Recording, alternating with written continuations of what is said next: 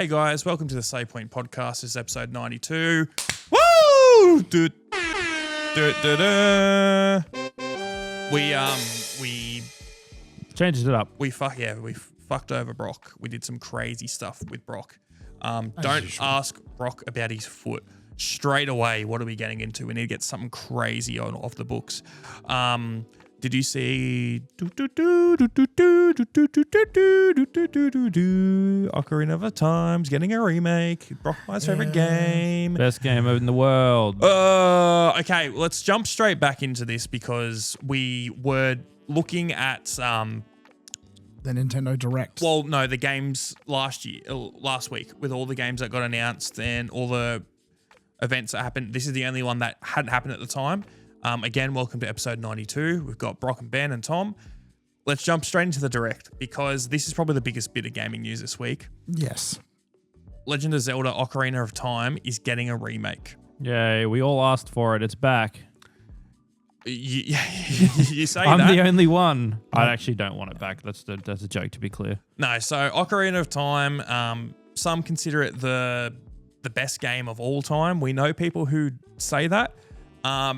It's finally getting a remake. I'm surprised it took this long, honestly. Yeah, me too, honestly. I still think it's a wasted effort, but yeah. I don't think so. I'm not the biggest fan of this game. In what world is it a wasted effort? Because they're never going to make people happy with it. You are, I'm sure they're going to release it and it's going to be a great Zelda game. I have no doubt of that. You're still not going to make people happy. I would have agreed with you years ago till they started doing those Resident Evil remakes and people love them. Besides the Resident Evil 3 remake, people love Resident Evil 2. People love Resident Evil 4. People who loved the originals. Yeah, you're right. So get fucked. Is that because they're inherently better games to begin with, though? No, they're very different games. I think, were they good in their own right before they got remade, though? Resident Evil 2 and 4. Yeah. Resident Evil 2 is, some people say, the best in the series. Resident Evil 4, some people would say, is the best game of all time. Yeah. Like, I can still go back and play RE4 all the time. Both of them.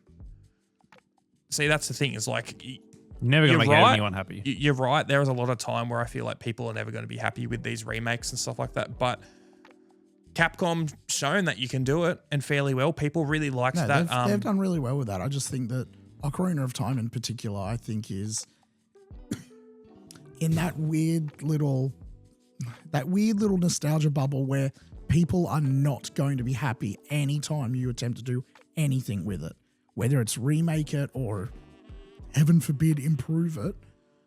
I mean, the amount of junk that we were talking right before we started recording about the other guy that was doing the fan remake of it. in Unreal 3 or whatever it was. The amount of stuff he was getting, like he was releasing just screenshots of what he was doing and everything. He was releasing 360 video fly-throughs of like the environments and that he was doing. The amount of hate he was getting for some of those for no other reason other than, it doesn't look any better than the original one. Like, it's being put out in Unreal Engine 4. What the fuck do you mean it doesn't look any better? Like, it looks way better than it did originally. Oh, but it doesn't have the same feel to it. Of course it doesn't. I think you're getting that. There we go. And there's another cough. I'm making a counter. Great. You're right, but people are always going to complain about everything. And you're right, Ocarina of Time is definitely one of those games where it's going to be scrutinized a lot more. And it's that upper echelon where fans are so critical of it. But I would also put Resident Evil 4 in that exact same camp, and 2. Out of that series, literally just those 2 games. And out of the remakes they've done, people love those so much. So, and I think out of every company that could have a go at doing a remake, Nintendo probably will do it fairly well. I think I've definitely heard people, not lament, but I've heard people be I've heard naysayers against those remakes as well. I just think Nintendo fans are going to be louder is the problem. Yeah, I mean, they only get drip-fed a good game, every 18 months maybe if you're lucky. This year is... If you're lucky, yeah. Yeah, I mean, Switch 2's had... I want to quickly get onto that. Before that, I want to show you the footage of the new Ocarina of Time remake. Okay. So there's only a little bit, but... this may not be in-game footage, they haven't said or not. It's a teaser trailer more than anything else. I am not... Like I've said, I personally am not an Ocarina of Time fan. I have tried that game so many times. I think it is extremely overrated. If I have the opportunity, I will give this remake a try. And that might get me into the original. I'll be trying it. As I said, Yeah. it's probably going to be a I've great got Zelda an game, open mind. I've got an open mind in this. I'm not just shutting off. No, shit, no, I'm not going to try.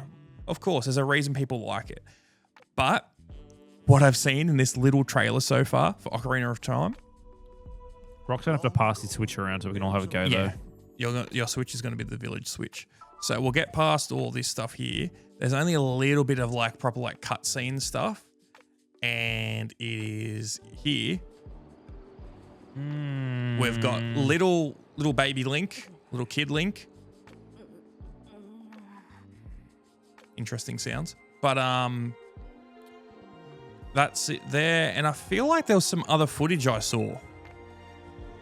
I swear there's like a little tiny bit of like him walking around I saw. That might be from the fan remake. I don't think so. He looks very much like that. Either way, I mean, the very, very early days, but this little screenshot from the Ocarina of Time remake is very much giving me vibes of, what if Mario was in the Unreal Engine? What if Mario was real life? This is what Mario would look like in 2012.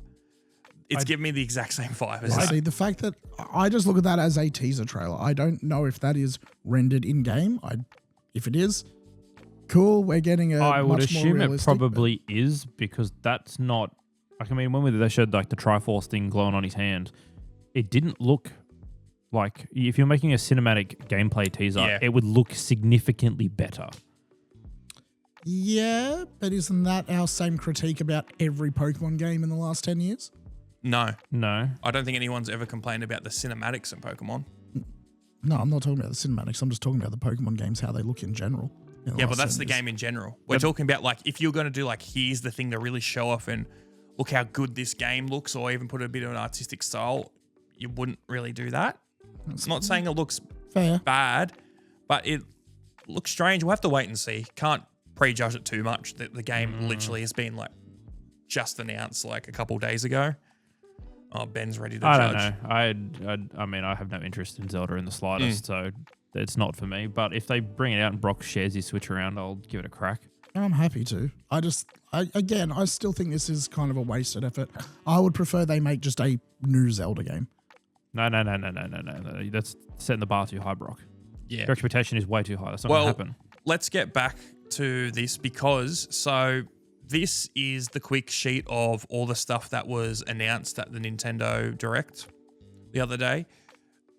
I was just saying before, this is year 2 of the Switch. So the Switch has been out for just over a year now. Switch 2.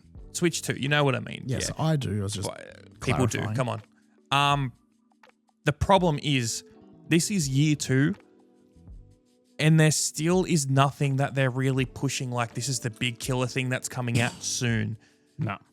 Legitimately, Ocarina of Time remake will be big, but this looks like it's early days. They've just said we're doing it. The only new games I really talked about was Switch Sports Resort, which is just Wii Sports Resort, but with Switch Sports. Yeah. Could be good. I mean, if it goes anything like Switch Sports, it won't live up got to half those levels. the sports that Switch Sports has in it, but I think it's just because this is only on Switch 2, because it has that stupid skateboard game where you've got to use the mouse controls. Oh, okay. I mean, it looks like it had some sort of free roam thing through the skateboard, yeah. Yeah, but it's, again, they're putting half the stuff from the Switch Switch Sports. If it's anything like Wii Sports Resort was, I'll be getting it, and it'll be good. I agree with but you. Switch Sports wasn't like normal. No, Wii Switch Sports was nothing like it. It was. No, this looks like much of the same. It's not the same. From the trailer I saw, I don't think there's as many games or like modes as there was in like normal. Wii Sports Resort. No, there's not. I think there's 12 versus 18. Yeah. I and think if it was in the original. 4 of them are from the Switch Sports, which is just the Wii Sports equivalent, essentially, they're not adding anything like massively new. Like basketball's in it, sword fighting's in it. Sweet, they were great on the other ones. There's no, I think you can fly planes. Yeah, you can do the plane flying. It's got which they're going to drip and table tennis. Yeah, which table tennis was great fun. They're going to drip feed the other sports like nothing else. Oh, 100%. Yeah. But yeah, the only things they really talked about, like new game in this Direct for the second year of the Switch 2, is really just Wii Sports Resort or Switch Sports Resort. There's a new Xenoblade that will be cool, but that's a very specific audience. Not everyone is Nintendo is going to play Xenoblade. Fire Emblem, this is a new one, I'm assuming. Same thing. Xenoblade and Fire Emblem got their fans. They're great, but it is a very niche. It's not super niche, but not everyone's playing these games. They teased more about Kingdom Hearts 4. This got announced years ago though, and there's still not any sign soon that this is coming out. It'll be another few years yet. They did tease the collection now with all the versions of Kingdom Hearts 1, 2, and then also 3 in a big bundle for all consoles, I think, which interesting choice. Is that about it? Like Splatoon Raiders, was that already announced? It was already announced before this, but there's more information given it. Same with Star Fox, it was already announced, and there's just a little bit There's more a lot of stuff they've talked about here, a lot of cool games, but the problem is that the Switch 2, there still is not much of a reason to buy it yet from what they're saying. It just looks like a whole lot of ports, and hey, look, like Rise of the Tomb Raider 20-year celebration. Pretty sure the Rise of the Tomb Raider game came out in like 2016, 2017. If they're doing that trilogy, awesome. It's also... But just another port. I mean, it's cool to have all this stuff portable.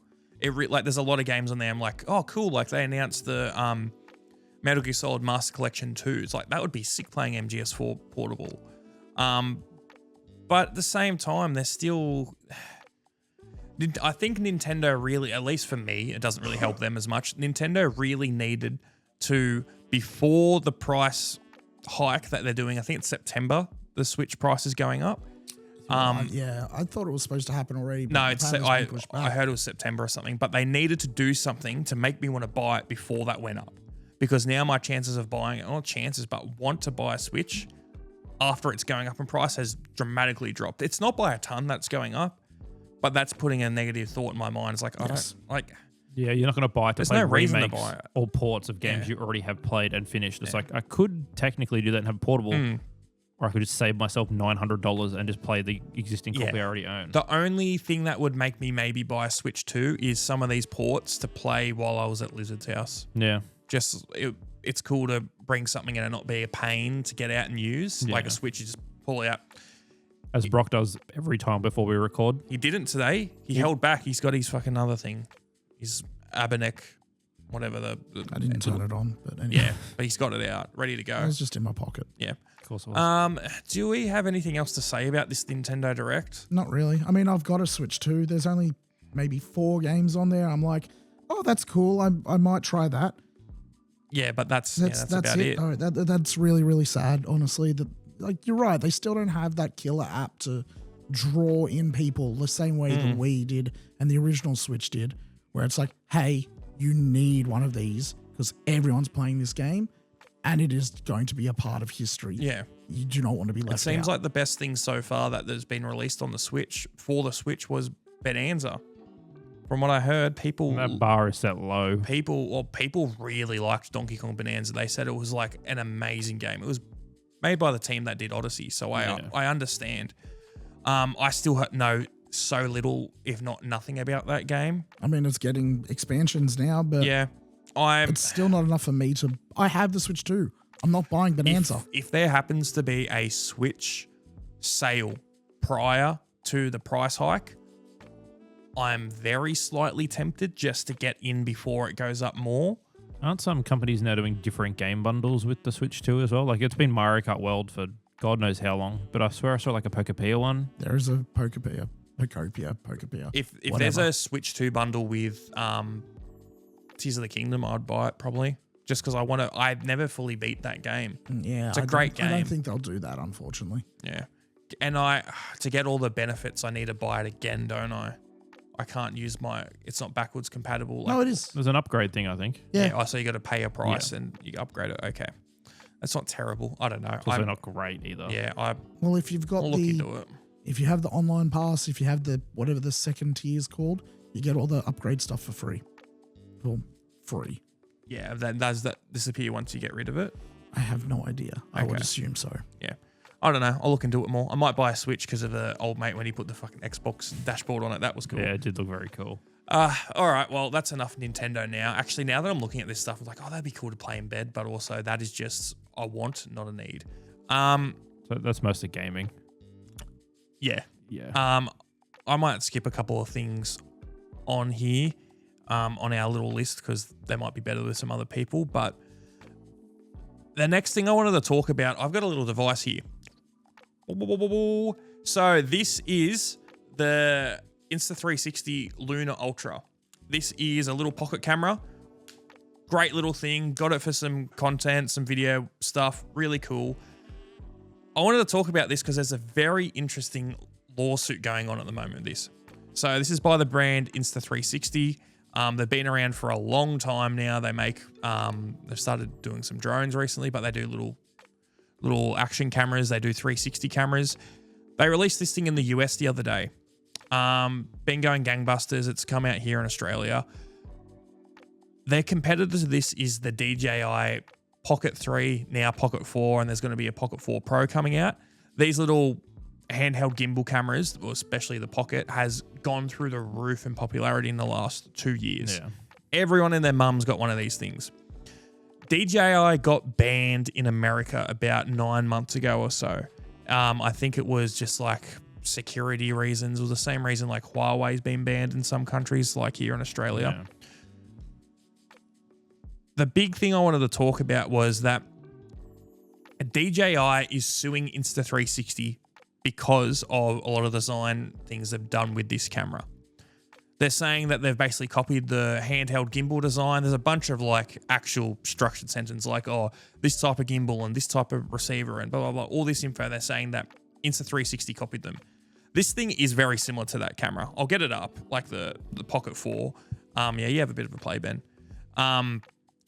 I honestly thought the tripod part at the bottom would be built a little bit stronger. It just feels like paper clips. They do, but I think it's just because of how low profile Yeah. it is. So the Pocket 4, this guy, super popular. We'll just get it up on like the JB website. This thing has been banned in America, the DJI Pocket 4. A lot of the DJI products, if not all of them, I'm pretty sure are banned now. The company's not allowed to operate out of the US. They have sued Insta360 for their version of this because of copying all this stuff. They're suing them in America. These are both two Chinese companies. And people are getting like, oh, it looks like DJI is getting like cold feet about not being in the US market because now they've got a competitor who's doing, some say, a better job dominating a market that they can't compete in anymore. Yeah, which is, I mean, hilarious that, I mean, that's the whole thing that people moved to DJI in the first place. Yeah, exactly. It was them versus GoPro. Yeah, it was with their action cameras, exactly. And then they destroyed the drone market. Like, there's no reason to not get a DJI drone. But the thing is, so DJI is suing Insta360 saying that they're copying all this stuff. They're suing them in America, in a market that they can't sell stuff in anymore. And people are going, that's a bit strange. Why is DJI suing Insta360 for this when DJI, because they can't operate in America, and that's 90%, not 90%, it's an extremely large part of their market is America. About 9 months ago, a year ago, something like that, DJI made, or as a separate company called Extra appeared, which sells products that are suspiciously extremely similar to DJI products. So this little guy here on the left here, that looks like the DJI Nano. That looks like an Action 4 or a 5 or a 6. This looks like a DJI Pocket 3. This looks like a DJI 360. Essentially, they've got like a shell company. DJI's got a shell company that operates in America to get around, I think it's like tariff stuff, and then also the fact that they can't sell there because they're legally not allowed to. The thing that they just slightly rebadge it. Yes, so the cameras are slightly different chassis. Some of them are identical. They changed the UI on the cameras to be like a little bit different. I'm talking like just the font's a different color. Well, I mean, they may not even have to do that because I realize these are probably just renders. They're not actual photos of the real things. Those are the real things. Okay, cool. Everywhere where it says Extra, that little badge looks like it's just a little pop in, pop out cut. Hey, you're not wrong. Yeah. You're not wrong, actually. Yeah. So the big thing, like people are like, okay, DJI is suing these guys because apparently they're copying their IP or just they're copying the way that the DJI pocket cameras work. But then why isn't DJI going after this extra company that is also operating in America and their products are one-to-one copies? Which I would have a couple of thoughts on that. I would assume the reason they're doing it in America is because, I mean, I'm not a lawyer at all. This is just like rough general knowledge of like, I think this is how this works. You watch Boston Legal. You watch Suits. I believe American copyright law is stronger than Chinese copyright law. Yeah. Because, I mean, we get so many knockoffs come out of China. So I'm just assuming that's why they're choosing to do it in America. I would assume that the reason they're doing it in America because of the stronger patent law or copyright law is because they're suing them for copyright on the patents, not just a straight up, hey, you've copied our design. Because I don't think that would hold up in court at all. It has to be, you've infringed on our patents. Part of being able to uphold a patent is that you are supposed to, again, not a lawyer at all. I believe you have to, like, anytime anyone infringes on your patent, you have to go after them, whether or not it's like even slightly remotely there's no pick and winnable or not. choosing. Yeah. Because if you don't go after someone, the next person you do go after can point at, hey, you didn't go after that person. Yeah, here's the precedent for this. Yeah, exactly.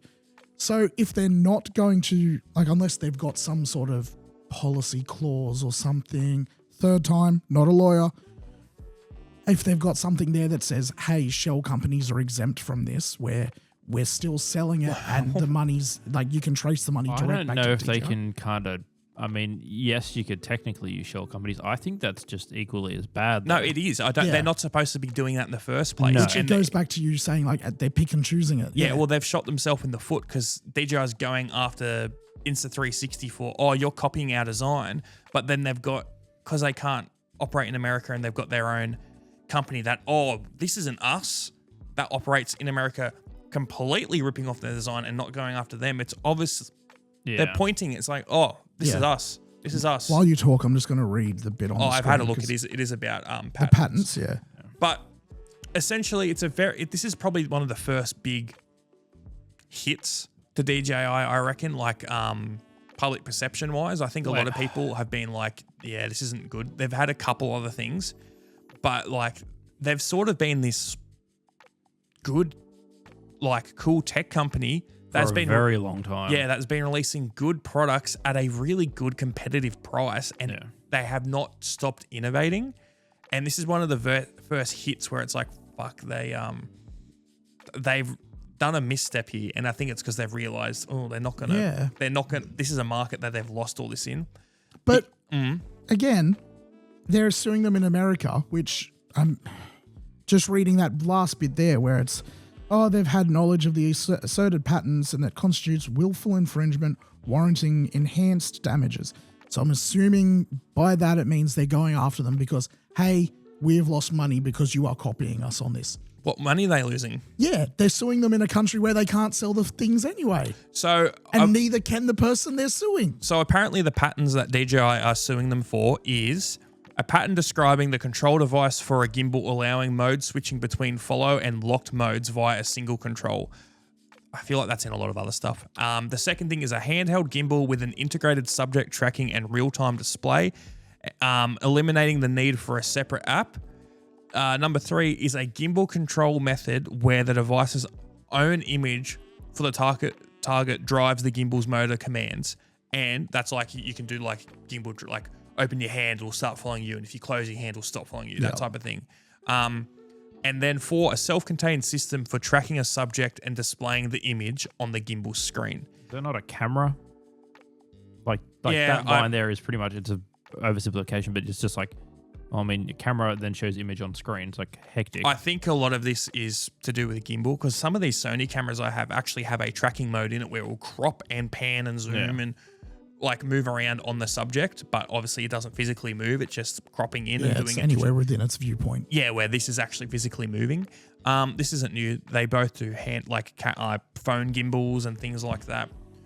I don't think it's something that can hold legs. The other thing I was going to say is Have you guys heard about some of the other blunders that DJI has had? The very few that have been like super public. The big one I have heard of is their RoboVax. The vacuum? Yeah, Yes, that's what I was going to bring up. Didn't hear some guy in the States, I think, try to control it with his DualSense 4 controller or something like that. So, yeah, and there was a guy. Was this the open source thing? So, essentially, yeah. So, I'll try and get it up. DJI PS5 controller.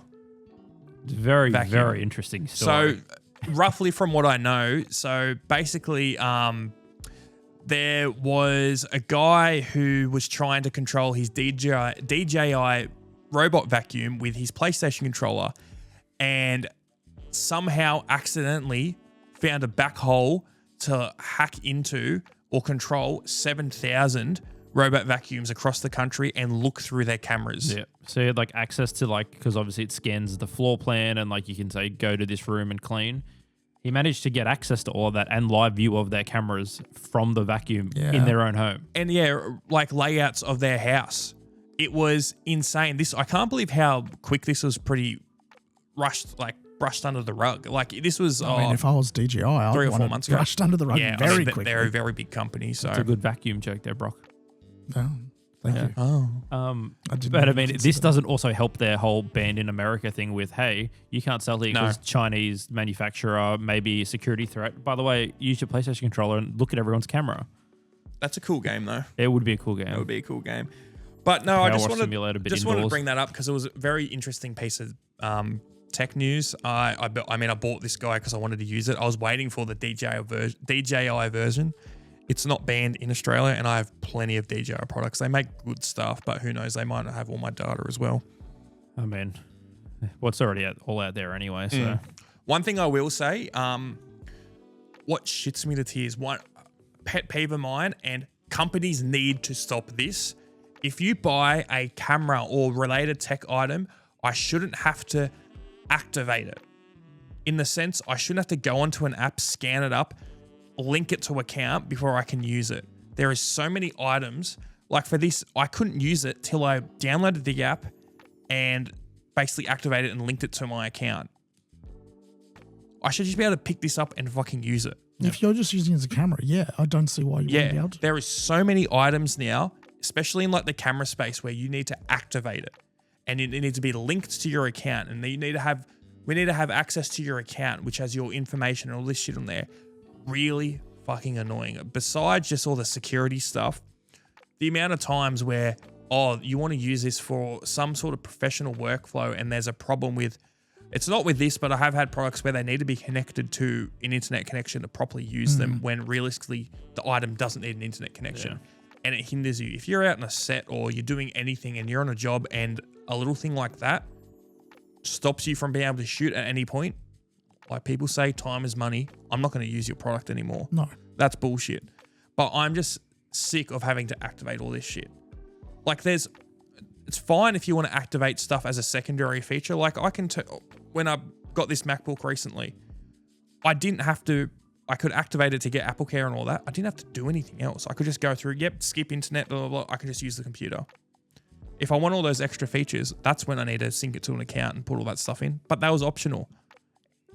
This is just a paperweight if you don't do that. Yeah, see, I've got a friend whose wife kind of works in cybersecurity. That would not fly in their house at all. Like they went up in arms when they found that their air conditioner was trying to ping to an outside server every like 20 minutes or something.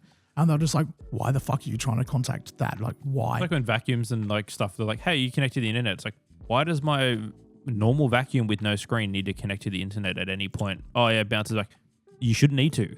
There is no point for it. Should all be a local system. That is one of the shouldn't best. be on the internet at all. That's one of the best things about iPhones. Whenever you download an app, it will ask you, do you give permission for this app to track you? And you can say, don't allow, and the app will work perfectly fine. I believe it was something that Apple implemented like a fair few years ago now, but basically all that privacy information, you can block it on an iPhone and still use the app completely fine. Where on Android devices, if you block it, it won't let you. Yeah, you just say, or you don't have permissions to use this. Yeah, you can block it, but then it won't let the app just won't work. Where on iPhone, you can do that. And so there is plenty of apps, and it's like, why the fuck does this app need to know where I am? Of course, there's things like Google Maps. It needs to know where you are for it to work. Yes. But it's like, why does this random like game need to know where I am? It doesn't. Like, it really doesn't help. Why when does it some need of them, access to my contacts? Yeah, it really doesn't help when some of them are very vague with what the permissions actually need to do. Where it's like, oh, it needs permission to access your local storage. And it's like, okay, you're downloading files and you need permission to actually store them. Sure. Oh, it needs permission to access your local messages. Why? Oh, it's to do with like how it sends you notifications and that. That has nothing to do with my local messages. That has to do with notifications, which is a completely separate permission, which you know it is because you've asked permission to send me notifications. So why? Yeah, the best ones when you buy those little games and it's like, hey, we need access to your camera. Do you want to use it always? Just when in use? It's like, How about this is not at all? this is not a camera game, and then you turn it off, doesn't affect the game at all. It's Yep. like, okay, then why did you need this? It's tricky. Android phones are fucking swarming with just shit. Yes. It is a nightmare. Yeah, that's the downside of Android. Is like people in the arguments between Apple, it's like, well, I've got complete control. I can do all this stuff. Yeah, you're also open to a lot more bullshit. It's not just you that has the control. It's Everyone single else. person, every single app developer. I have had nowhere near as much trouble with the Apple App Store as I have with the Google Play Store. You can just straight up download spyware onto your phone from the Google Play Store, and it's not hard to do. No. There is probably stuff on the App Store that does that as well, but it is so few and far between. And they've got to jump through so many more hoops to get it on the App Store. Yep. They probably deserve your information. Yeah, like, they put the hard yards in. I was about to say, they put hard work in, damn it. Why didn't, anyway. But that's the problem with a lot of that Android stuff. The amount of people I know who have got a perfectly fine Android phone and it is fucked. Oh, There yeah. is ads popping up on the screen. It looks like That is like 95% of my job is, hey, I can't use my phone. Oh, let me have a look here. Why do you have 6 different PDF viewers? Your phone's got one built in. No, it didn't work. I need this one. It's like, why do you need 6? I don't use any of them. Okay, delete all of them. 6 weather apps? Don't need those either. Yeah. Oh my God, it's so painful trying to get those fucking things off too. I can't use Spotify because Gemini keeps popping up. Oh my Jesus Christ. That was my last customer of the day, and I was not. Yeah, I kind of stuck in with that one. And, Fuck me dead. To be fair, I don't know why it wasn't working. Gemini just wouldn't turn off, and I was like, okay, you have a $300 phone, just don't use it. I don't need to use it. I was like, I know, don't use it. Oh, Jesus Christ. Oh, well. You had a question similar in that vein, Brock? I did. I can't remember it now, but fuck me dead. I don't remember it. I was hoping you had it up because, that's how podcasts kind of work. But let me find my thing. I know Tom's got it on his screen, but it's Brock's question, so he should have it readily available. Oh, that's another one for the counter. Now, all right. What am I looking up? I'm because sorry. this man is terrible. Brock's question about experiences in a... Oh, yes. We've talked quite a few times like how we work in a tech industry and like a lot of our experiences with customers. But on the opposite side of that coin, have you ever had a really bad experience as a customer going into either a gaming or a general tech store? I feel like there has been a few times where I've gone in and my experiences with tech shops is that people usually don't know what they're talking about and they will try and upsell you shit that you don't need, but they don't know what they're doing. Yeah. That's my problem. It's like, I get it. Like, I'm a salesperson as well, and that's part of your job, but also have morals. Yeah. I think the biggest thing is people just not knowing what they're talking about and talking to you about things. I've gone into camera shops before. I will say one time I went to a very big camera shop. Actually, no, I do have a great example. People straight up lying to me. I went to a camera shop and brought a camera that was maybe a week and a half, 2 weeks old in there to have a look at it. I was like, oh, I want to get this lens for it, blah, blah, blah. Went in there and they said, no, we're not touching your camera. I'm like, why? It's like, it's full of fungus. If you don't know, fungus in cameras and especially lenses is basically, it's almost endgame. Camera's dead. Like fungus in the lens, it's like between a bunch of layers, it's basically done. You don't want that. That's why you want to have cameras in dry, good places. Give me a little bit more context on what was actually happening though. So you bought the camera. I bought a camera from a different shop. I went in there to go look at a lens, and they said, well, I don't want it. Like, because I was like, hey, can I try it on my camera? Yeah. Wouldn't let me, because like, no, you got fungus in this lens, in this camera. I'm like, I bought this a week and a half ago. Unless I left it in a trough or something, it's not going to have fungus in that time. Like, no, there is. And he examined it and then out of lens with me. The I had also just bought. No, there's fungus in that. Can't touch it. I'm like, what? It was the biggest BS in the world. No idea why. I think it was the type of thing. The gear I had, you were there when I bought this camera. Okay, I do know exactly what you're talking about now, yeah. Remember how I bought an old looking Nikon? Vaguely. I thought all three of us were there for that. No, Nah, I stayed home because I was like, was- I don't need to go. Yeah. And then it was like 3 hours later, you go, I bought all this shit that I didn't go walk in there to Yeah, buy. I went in to buy a Nikon Z6 III, and I walked out with a ZF. It was like an old. It's when remember you bought my computer, and I used it towards that camera. Oh, yes. I do remember That this camera. now. I actually bought 3 lenses. I was told a week and a half later, I went to another camera shop that had more expensive stuff. I had to go to Sydney for it. And I wanted to try it on. I was like, no, you can't. This is full of fungus. You can't do anything with this. I was like, I bought this a week and a half ago. And like they said to me, it was basically like, do you know how to keep them?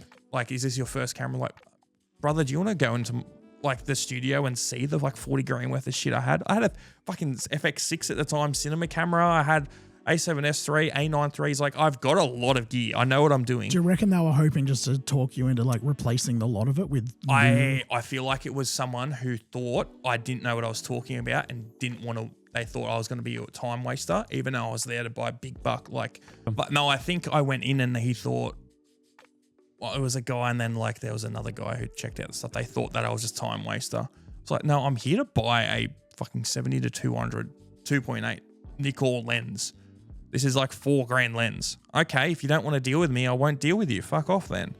So I didn't deal with them. They lost a good sale. Yeah. I was going to price match them, but yeah, fuck that. I've had a few things like that. Mainly when I was building my computer, there is a local computer store around here who I may or may not have used to do work experience for like 5 or 6 years prior. I was like, hey, I need these parts. I've got a list because I didn't want to order them all online because I was like, I want to get this done now. Walked in with my list to go, we don't have any of this. This is the comparable stuff. Better graphics card, like all that stuff was still like about the price I was expecting to pay anyway. But a couple of years go by, I went in there and go, hey, I need more cords for this, blah, blah, blah. And they're like, oh, you should just have all those already. I was like, okay, well, I don't. Here is what I need. I have the exact model number. It says you have it on your website. I'm here to pick it up. Oh, no, you don't need that. Like, you should have it in the box. I was like, brother, I'm here with a list of fucking things I need. And they're just like, sorry, I can't help you. I was like, okay, we'll go back to sitting on your chair and doing fuck all because you did not want to help me at all. I was like, you could have sold me a whole new power supply. You could have sold me anything here to get me problem sorted. Fuck me dead. Problem sorted. And you've just gone, we don't have that here, go away. And I was like, I know you have it here because I checked it before I came in. I have to wonder if this was the same. We've talked about this a store before. Yeah, that probably. Is now I think it's a dog wash place now. Is that the fuck? particular No. place? No. Like very close to here. Okay, it's close to it. No, I'm thinking one that's close to. Yeah, I know where you're me. thinking, not no. Yeah, because I had a similar experience at that store where I walked in to buy stuff for both mine and Laura's computers. They were at the time they were closing that store and relocating it to somewhere else because apparently it just wasn't worthwhile to keep open this particular store. I walked in, same thing. Guy was just sitting behind the counter, not doing anything seemingly. I wandered around, shelves are mostly empty, but I found the bits and pieces I needed, and I went and asked him, hey, like, I still need these XYZ bits, blah, blah, blah, blah. And had a similar response where I was just like, no, we don't keep any of those. And it's like, well, you clearly do because this is a computer store and these are basic parts. Like, surely you would have these things. It was like SATA cables or something. All I needed was PCI right, cables, PCIe cables, and they're like, no, you don't have it. It comes in your box. I was like, I know that. Much bigger, much better graphics card. I'm missing a cable. I need a cable. No, don't have it. I drove around 4 different stores. He was the first one I went to because they said they had them. I ended up finding it in a box, my old graphics card, fucking after the 4th place I checked or whatever it was. And I was like, not the point. I was like, I walked in there with a response. Yes, a lot of them are proprietary, which he did try and scold me about. And I was like, I know that. This one's not. It's a generic one. I just need the fucking cable. And it was like it was like 4 o'clock in the afternoon. He was doing nothing. It wasn't a hard ask. He didn't even attempt to look in the system. And I was like, it says you've got it. Fuck off. It was ridiculous. I was very, very angry. Yeah, there's times where you just, and I will benefit of the doubt, there's a lot of times you go to the big retailers and there's an item that is a super generic basic thing and they might not sell it. I've gone for very basic cables. I want a USB-A to USB-B cable type of thing. Can't find it. Like there's nowhere's got it. Yep. And it used to be a very common thing, or to like a micro cable. Yeah. I was talking about the other week, I was trying to buy an SD card reader for my camera. I wanted to get a CF Express Type B SD card reader, which is like the same card that like a bunch of high-end cameras use. Super common card. Could not find a reader at the biggest camera store between here and Sydney. Like 4 or 5 hours, and there was not one there. I'm like, yeah, no, we don't have it. It's like, what? So there's times where places won't have stuff, but on the other end, if you don't have it, at least like try and help the person. The amount of times I've been asked about a similar thing, it's like, I know it's silly, we don't have it like a charger for this camera battery or whatever. Come over here, I'll show you. Amazon's got this, this, and this. You'll get it tomorrow. I think this is going to be quicker and cheaper than heading 2 hours down the coast to get it. It will get you in time, blah, blah, blah. You help out the person. But it's like, no, we don't have it. Fuck off. It's like, come on, man. Dude, you know where the part is. Help me a little bit. You and I, actually all three of us probably, I know you and I have definitely done it. You've probably done it as well. We've talked ourselves out of sales where a customer has walked in and said, hey, I need this. And it's like, don't overpay for that. Here is this other thing that'll do the exact same job for like a third of the price. Yeah, I did it today. A customer wanted one particular thing and I said, I own that thing. It is not very good quality. It is also twice the price of the thing you are looking at. Maybe go for this other one that's cheaper and built better. And they're like, you sure? I was like, yes. I was like, I've hurt myself on this thing many a time. It is not worth it if you have young kids. Buy this one instead. Okay, we'll do that. Ordered it for him. It's like $300 cheaper. And he's like, oh, that'll be helpful. Thank you. I was like, you don't need the expensive thing because it's the expensive thing. You need the thing that's going to work the best. The best experience with customer experience stuff is just being honest and nice to a person. And that's on both the receiving and reciprocating end. Because, for example, I had a customer that came in the other day and they wanted a computer that needed a graphics card because they're using some very, very basic like CAD software. I'm talking super basic. It was for a job. They do like, it's like for a CNC machine or something. I looked up the program they use. It needed a 3 gigabyte graphics card. It needed an i5 9th gen. It needed 8 gigabyte of RAM type of deal. And I was like, okay, they had a quote from another store for a $2,600 machine. I'm like, this will do it, the one that you've got. You don't need that. They were like, do you have something that's like this? It's like, we do. We've got something that's actually better. It's like $100, $200 more. But I'm going to be completely honest. You can get the cheapest thing here and it's still going to be overkill for what you need.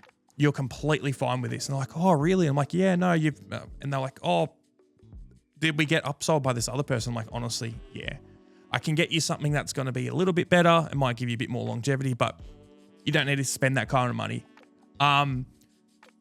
They ended up calling me back and like, you're right, we looked into it, but because you were so honest, we'll just buy the better one that you suggested. Like, that was so nice of you to say that. I was like, no worries. I'm more than happy to help. What are you looking? You're giving me some weird look. I think you've told me the story before. Was this? No, this is literally a day ago. Oh, okay. Because I know you've told me a story before. No, you're thinking of the internet security. No. Oh, sorry. Yes. yeah. There was the one where he'd added every single other type of security. There was a lady who came in and she came. It's like, hey, I just need a computer for my my home office. And I was like, yeah, sure, I can help you out. What are you looking at? She's like, I just need a very basic computer. I might need like some internet security and some stuff like that. It's like, yeah, sure. So I gave her like a quote. It's like, hey, if you want a good computer and all this stuff, it's blah, blah, blah. And she's like, really? Are you sure? Say it was like $1,000 it came out. Say $1,000, $1,500 or something. She's like, really? You sure? I'm like, yeah, we can get you the Microsoft, blah, blah, blah. We can get you a better computer if you want. But if you want like a basic one that will do the job for now, because you said it was in an interim thing. She's like, oh, really? And she pulls out a quote from another store. And they were like, yeah, no, they said that I needed this. This lady was using like very basic word processing, had like a $4,000 computer that had like, at the time, it was like a 3070 in it, gaming computer, like 32 gigabyte of RAM, all this stuff. And I'm like, whoa, this is like a hectic gaming machine. This is on the quote from the other store. Yes. And she's like, oh, really? I'm like, yeah. I mean, like, it would do the job. You don't need a graphics card. That's a lot. That's just wasted money there. And then the thing was, there was $800 of internet security on it. I'm saying they've sold her the same thing 8 times on there. It was like a Norton or a Trend, like 6 device thing, but 5 times or 6. No, it would have been 8 times. And I'm like, what's this? And they're like, yeah, I needed internet security. So they said, this one's the best one. Do you have 40 computers? And I said, this is literally for like, yeah, this is for a whole office worth. And I'm like, is it just for you? And he's like, yeah. Did you tell them that? Yeah, they said this is the best one. I'm like, they're selling you like 40 people's worth of stuff on there. She's like, oh, I didn't know. And I'm like, yeah, no, you've been completely ripped off. It was, I felt sick. They're trying to take someone who didn't know much about computers And to take full advantage. Yeah, to the laundromat. I've got 2 stories, like with the big ones on my mind. Yo, we're back. Brock did a silly. What the frick? Yeah, I said a slur. Oh well. So I was going to make that joke, but Brock just did it anyway. So Crazy. But no, anyway, so I've got one story where I went into our favorite other store, EB Games. Oh, yeah. And Is this the keyboard thing? No, that's a slightly different one, which I don't remember all of. But anyway, you probably do. I don't remember a lot of what happens to me myself. No, this was about Batman Arkham City. I had pre-ordered it from EB we have Games, talked about this thing before. and I had pre-ordered it at the point where they'd announced what all the bonuses that came with it were. And one of the big things was this big statue of the Batmobile. And I was like, that looks sick. I want that.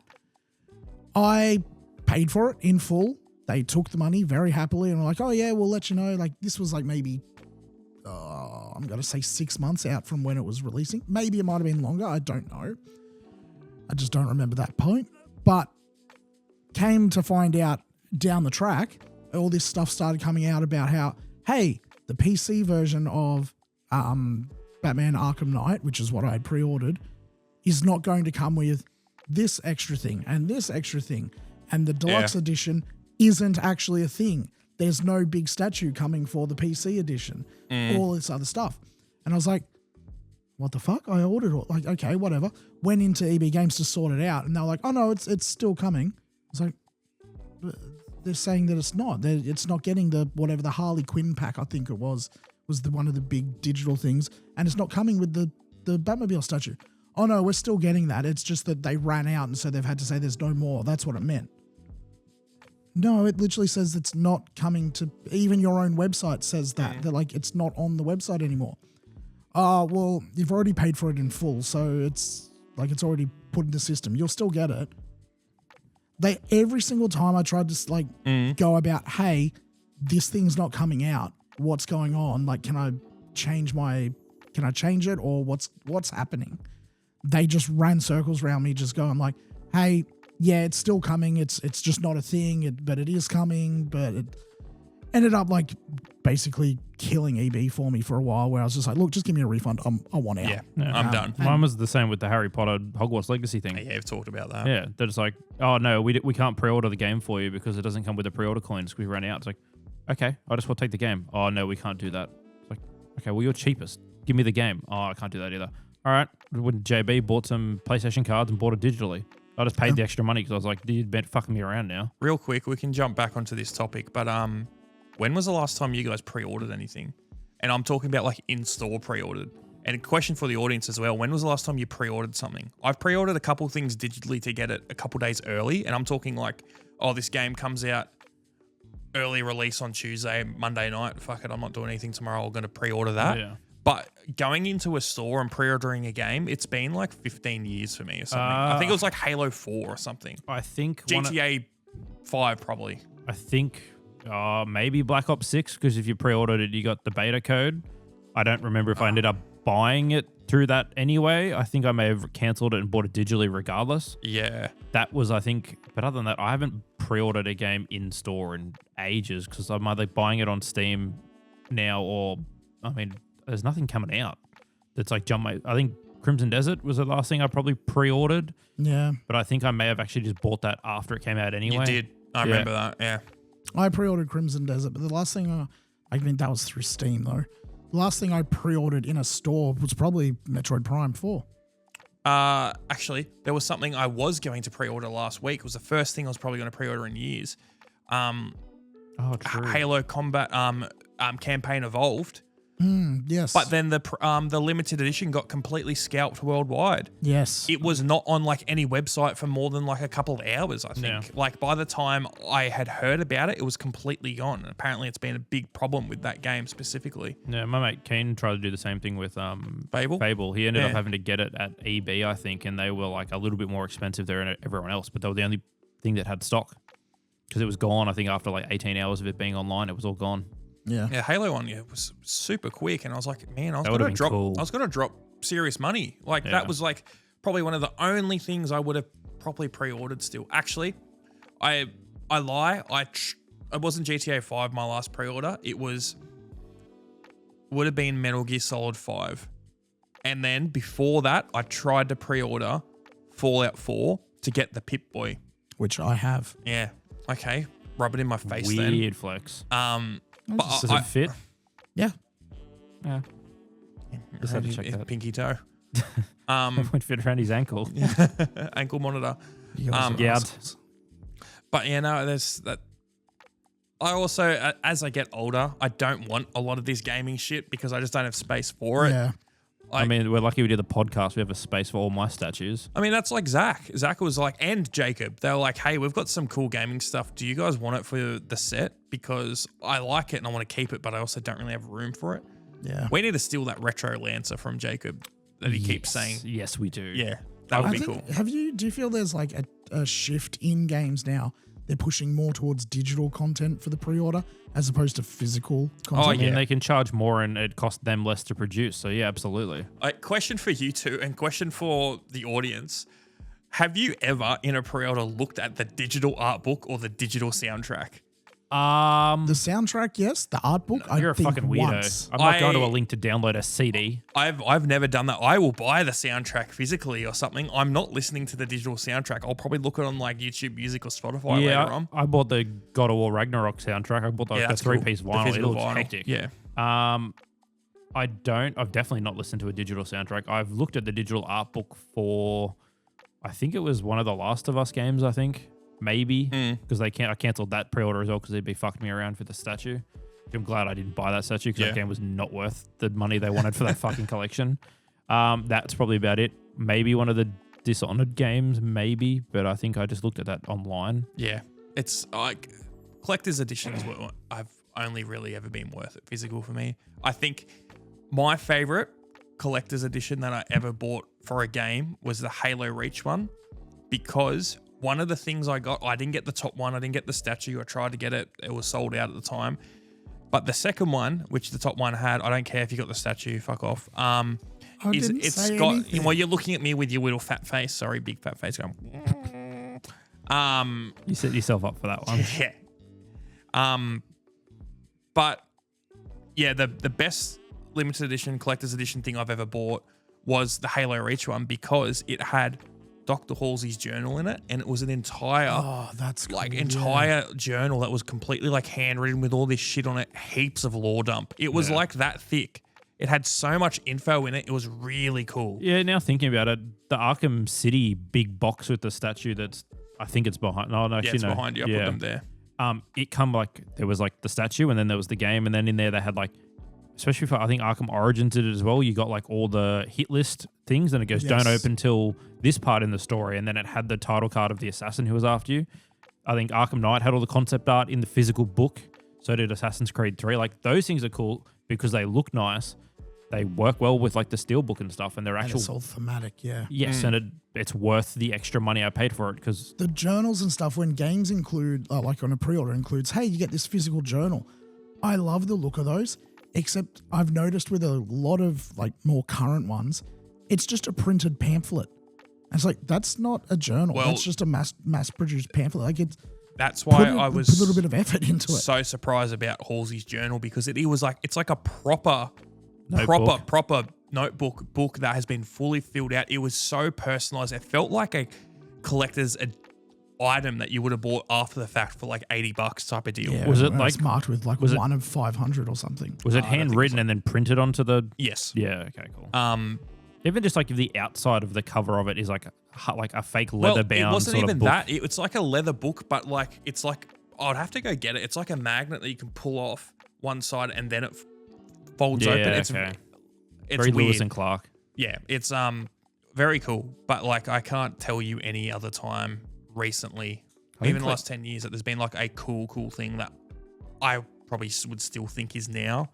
The Pip-Boy, I'll probably be like, yeah, it had to use an app that has been defunct for like 8 years. Did you have to put your phone in it? Yeah. Yes. You had to use an app, and like new phones wouldn't fit in it, probably type of thing. And I mean, my S22 still fits in it. Yeah, because you've got new phones wouldn't fit in it. Yeah. I mean, that was the problem with when Samsung did the VR headset with that yeah. phone and everything before it. It was like, hey, you can stick your phone in it. It works really well, and it's technically just makes it VR. You upgrade a phone next year, they're slightly off by like a 0.2 of an inch. They don't fit in anything anymore. You've got a worthless Or piece the of junk camera's worth in a different spot, or there's indented rather than whatever. $400 for this stupid VR headset to watch Netflix and probably porn on. Just doesn't do anything after 12 months. It's ridiculous. Yeah, there's a lot of new tech things that are reliant on other stuff that is very time sensitive. Like it will only work. Oh, I can buy. Oh, I don't know, an example. I mean, like, oh, this camera uses this single type of battery. In 2 years, they don't make it anymore.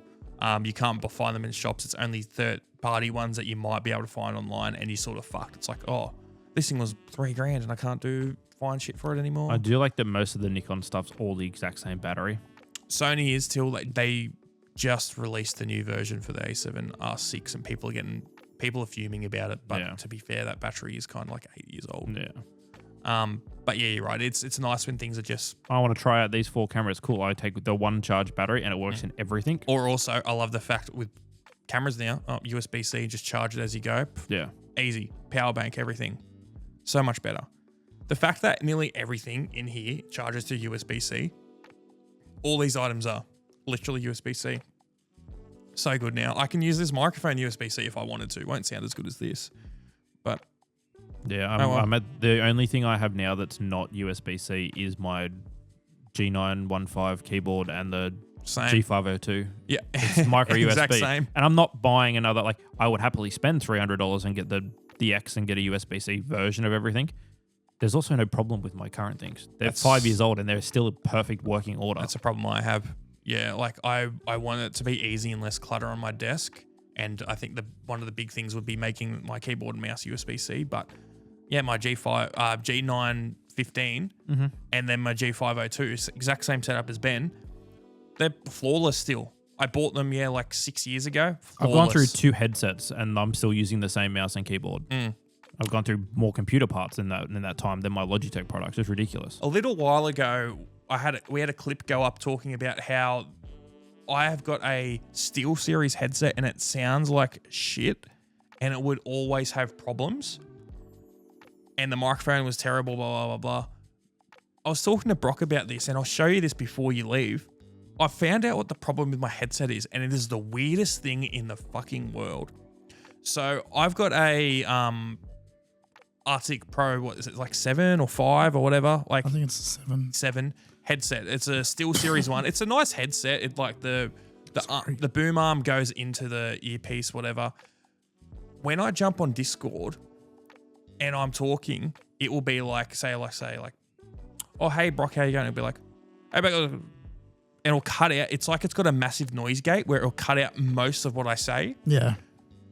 I've figured out how to fix it now. What I need to do is I need to go into like the voice check thing on Discord, and I basically need to just keep talking, and it almost feels like warming up an engine before it will properly work.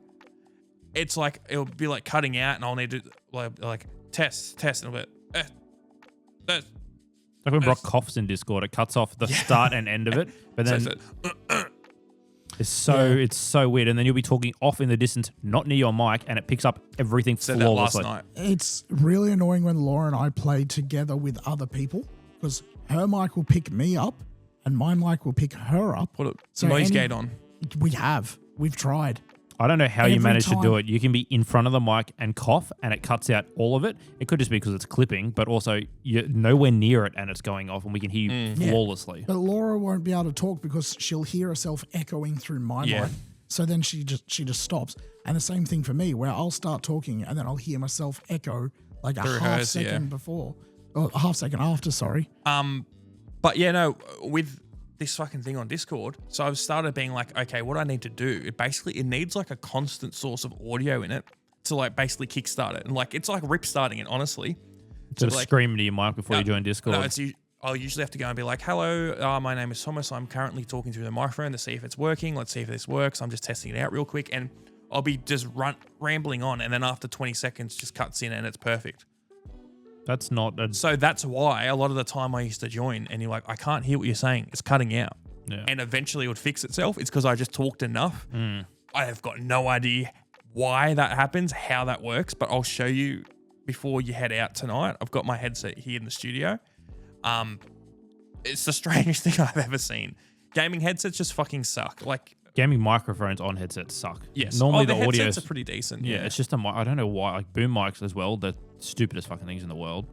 They don't work ever consistently. No, Everyone's going to desk mics, but I mean that's another thing I've got to buy. have you seen, get one of these, we could use it here. Have you seen that there's been a massive resurgence in wired headphones, especially like the Yeah. Apple USB-C I've had a lot of people come earpods? in and ask for them. Yeah. Yeah, but like just in general, like online, a lot of celebrities are using them again. There is people are saying it's because they're trying to. It's retro now, and they're trying to take back and be like hipstery. But then a lot of people are also saying the quality of the microphone in those wired earbuds, which I've said for years, the Apple ones, Yes, is very, very they're good. very good for what they are. Yeah, I've known a guy who has. I don't think he's owned a pair of AirPods, and he's like full Apple cucked, has everything. He still will only use the wired headphones. Like he has no. Yeah, that's just what he uses because it works on fucking everything. It works on planes. It does. He just plugs them in. If they did ones with the silicon tips as the Apple ones, I'd be all over that. Because I hate the hard plastic in my ears. I remember. I remember. So me and a friend, like one of our, we'd go over for board games to his place, and if we ever needed to, like, hey, we don't really feel like doing anything, we just want to kick back and chill and talk and do whatever. Usually, what we'd throw up on the TV just as background noise would be, do you remember the show Catfish? Yeah. Yes.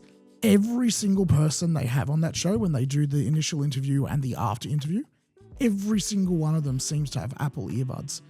And I think it's because, as you said, the microphone on it's really, really good.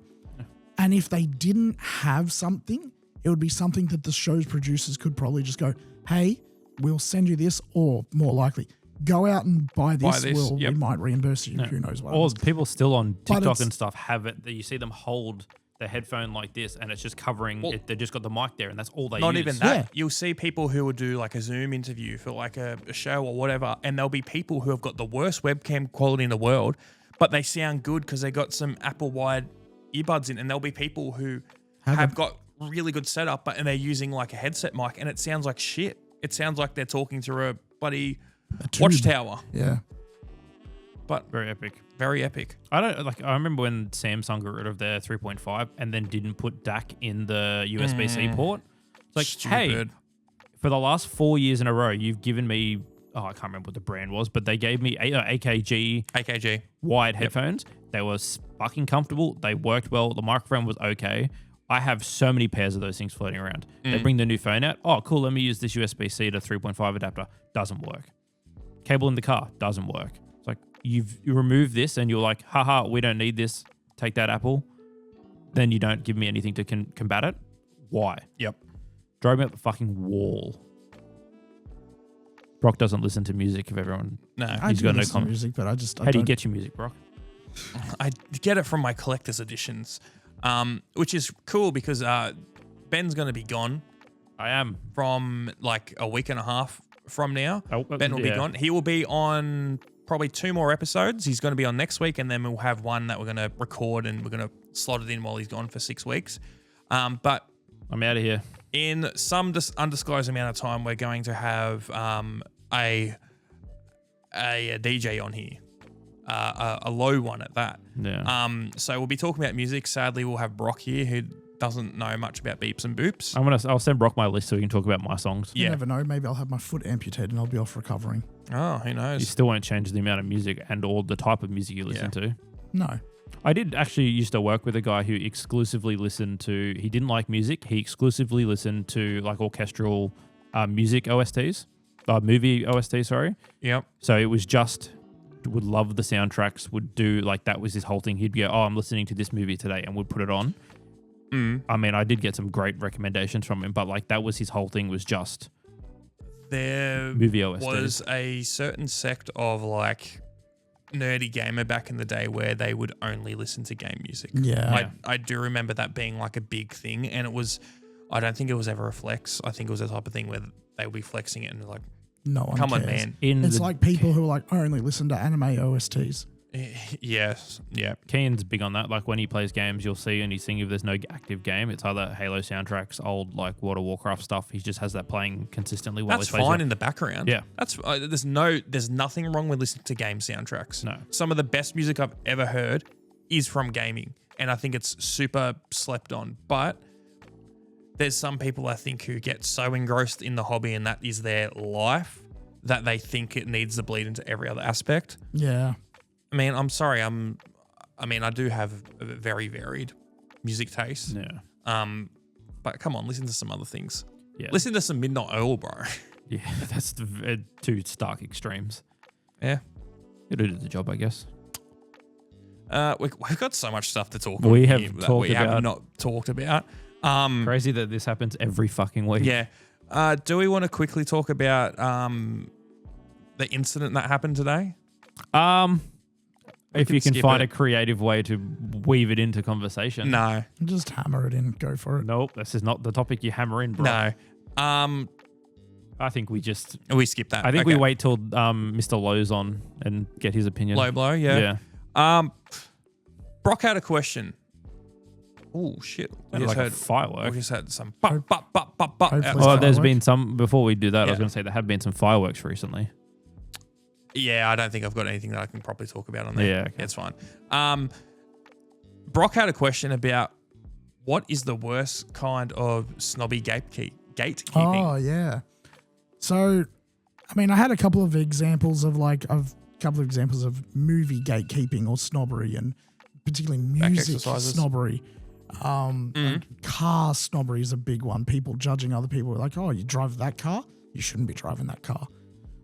Games get it all the time as well, but like, for you, what's the worst kind of snobbery that instantly is just like, I don't want anything to do with that topic or that person? I mean, the easy anymore? answer here is anime, but I'm not a big anime fan, so I think I exclude myself from that conversation. Like we talked about that before, how there's that guy saying your opinion doesn't matter if you haven't watched 80 billion anime or this many hours. It's like, yeah, I mean, like there's going to be those super niche snobs and stuff, but I'm going to say music.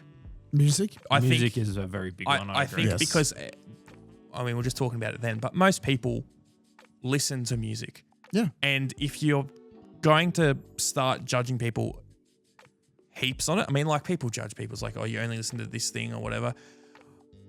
But saying you've got no idea because you only like XYZ thing. Yeah. I mean, there's times where you're going to be like, oh, you only listen to like Taylor Swift.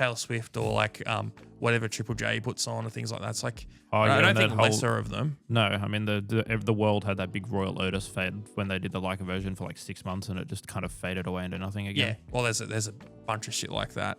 I don't know. I mean, I saw this a lot when I was at uni, but people who are film snobs Yeah. and like you haven't watched this random silent film from the 40s in France about a deaf man who has one finger. It's like, okay, I'm glad you like that movie, but I like the Big Bang blow up movie, not the Big Bang Theory. I was going to say, where are you going with Bazinga. that? Bazinga. They are doing a spin-off. Don't. I think, movie snobs is a big one. It's definitely very apparent when, like, you see, like, I mean, they work in film, they're directors, blah, blah, blah, and they do the letterboxed, like, 4 favorites. And there's always, like, 3 movies you've never heard of, but are really critically acclaimed for some reason in Paris. And then you get like one random one is like, yeah, I like Shrek 2. Yeah. Like, yeah, I take your opinion, but it's like, there's like Perks of a Wallflower, Shrek 2, Ratatouille, and you're like, okay, there's some game here. And then it's like, the Being John Malkovich, and it's like, okay, these are good movies. Yeah. And then all your favorite directors have just the worst fucking takes, which I'm sure they're great movies in their own right. I'm not going to watch 6 different French films. Yeah. I'll watch a couple. I've seen a couple. I'm not going, they're not my favorite thing. Yeah, I think it's definitely a big thing with film. I saw it a lot at uni where people, they thought they were different and cool because they said they liked this really weird, bizarre movie, and they were at a higher level than you because they liked this thing. And I see it a lot with people who do like film essays on YouTube. Yeah. Bro, just because you sat down and I watched every silent movie from the 40s or blah, blah, blah, it's like, okay, that's cool. It doesn't mean you're better or that you've got a better idea about these things. The Criterion Closet thing they do is also very big for that. Yes. There's a meme of Willem Dafoe going through and goes, looking for Cars 2. Yeah. And it's like, cool. And then there's the video of, I think, John David Washington and his brother, who I think is also a director, going through. He's like, there's this art collection film. It's great. And then you just see John David be like, he goes, oh yeah, the Jackie Chan collection. He pulls up, it's like a 15 movie thing. It's like, yeah, that's fucking hectic. Yeah. I don't know. Movie snobs for a reason. Gaming snobs are a big one as well. That was going to be my thing. Yeah, I get a lot of people comment on my choice of games, you two included. It's not your choice in games; it's your exclusion of playing anything current. Yeah, no, I think I wouldn't say I you're exclude anything current. It's more that the last 6 months is it's an asterisk because you've been playing significantly more and more like newer games. I would say more that a lot of current games don't interest me enough to want to give them a try. You know what's interesting? I think out of all three of us, you're the biggest game snob. That's fair. That's entirely fair. I'm not going to touch that genre. No, I don't like it. I'm not going to do that. I'm not going to do that. Where I think we're a lot more open. Ben doesn't play as much stuff, but he also, I'm very feel like picky, but also picky, I'm but not. You do have a bit more of an open mind, and you have happily tried stuff. Try other where stuff. there's times it's like, hey, have a go at this. No, I'm not doing that. That seems a bit more picking on you, sorry. It but does. I can pick on you. What's the last one I've done that with, though? I was very shocked that you played Marathon with us. Yeah, like, that I was as well. That was like a, what the fuck's Brock doing? That was a kind of moment. It fucking Like, sucked. But I mean, what are some other examples you've got? Like you were saying before, like you tried all those 4 games that you bought or acquired. Literally on this episode, I was like, oh, you could try out the Metal Gear collection. Like, yeah. Yeah, it's just that Metal Gear doesn't interest me, though. That's fine. That's fine. But that's just something I've picked up in the last 15 minutes type of deal where there's plenty of times where we'll say, hey, what about this game? No. You will play a lot of stuff that a lot of people won't play, but then you won't give stuff the time of day as well because you think that, I shouldn't say you think because I don't know what you think. Actually, I do sometimes. Sometimes. Burger. Dicks. Absolute dicks, both of you. But there'll be genres like you're not going to play an FPS. I played plenty of FPS. Hang on. Can we flash back to last week when you guys played an FPS together? And I rage quit because... Yeah. I want to hear Tom's side of the story because yours is very... This was crazy. So, we talked about this a couple of weeks ago, how I started playing some Halo multiplayer. And I was like, this is so fun. Let's jump back on. Brock was really keen. We said on air that we should play the Master Chief Collection together. Yeah. We ended up playing together. You bailed. I'd never said yes when we talked about eating Mac. 100% he did. He was like, I've got it installed right now. We should do that. Yeah, I didn't specify a date for it. You did. No, because we were in the car going to Macca's with Zach, and I said, you're like, oh, should we go play Master Chief Collection tomorrow? And I was like, I've got nothing planned. And I didn't say yes. I just didn't agree to play Master. You said, let's soft lock it in then, Brock. If he said, I've got nothing planned, that is 100% a soft lock. Yeah. Brock wasn't there when we had this conversation. He was. He was walking out. He was walking past. I remember it. I was planning my Macca's order. So yeah, he was planning. You do need 15 minutes for that. Things. I need 45 number 2s. Do that. A number 9 large. Yeah, the big smoke. 2 thing. number 9s. Add another to the counter. I'm going to cough again. But yeah, either way, so Brock and I were like, yeah, fuck, let's play some Halo multiplayer. I was playing a bit before him. He jumps on. We play 2 games and he rage quits.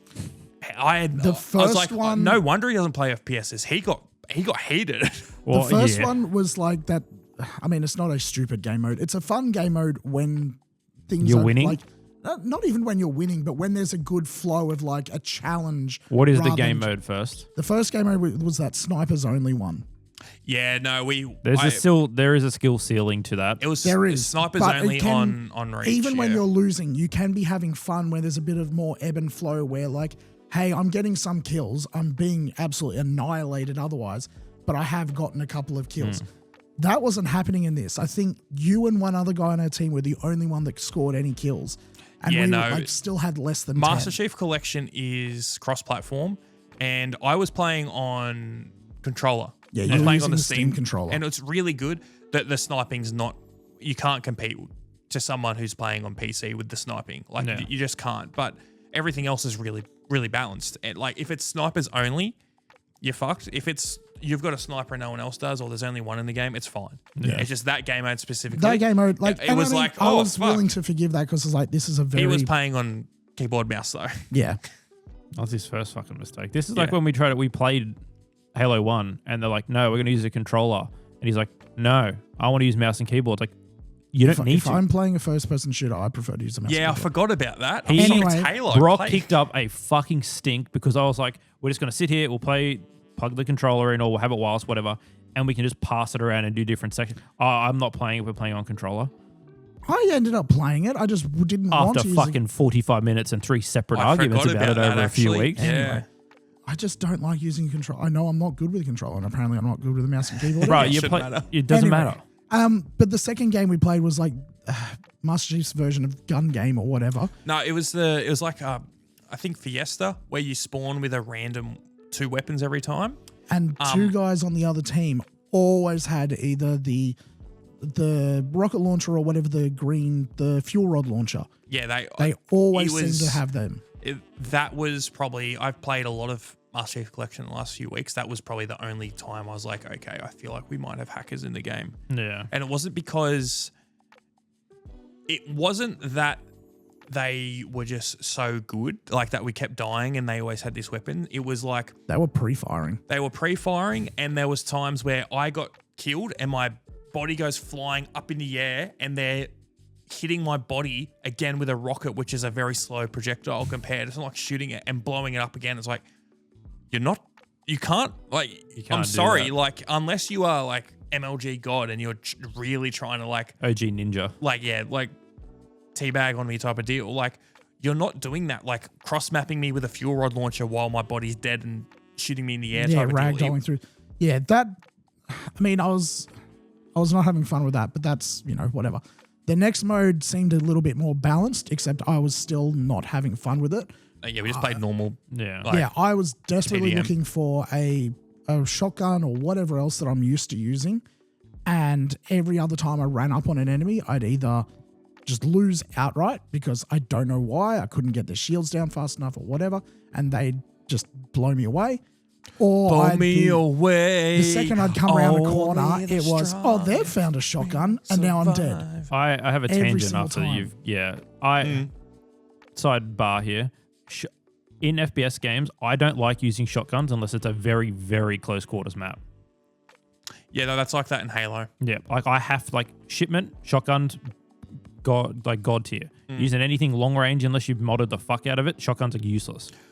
Halo shotguns are way closer range as well, and that's because there's melee weapons in that Yeah. game. There's energy swords, there's gravity hammers, and Yeah. it's supposed to be a counter to that. And it's really good with those smaller maps. But yeah, anything even a little bit far, you're fucked. Yeah, you're shotgun's done. the last resort. If we're all panic reloading right at the front, I can just pull it out and shoot it because it's normally quicker holster. I can't use them in anything else that's like not designed for shotguns. So it doesn't work with my brain.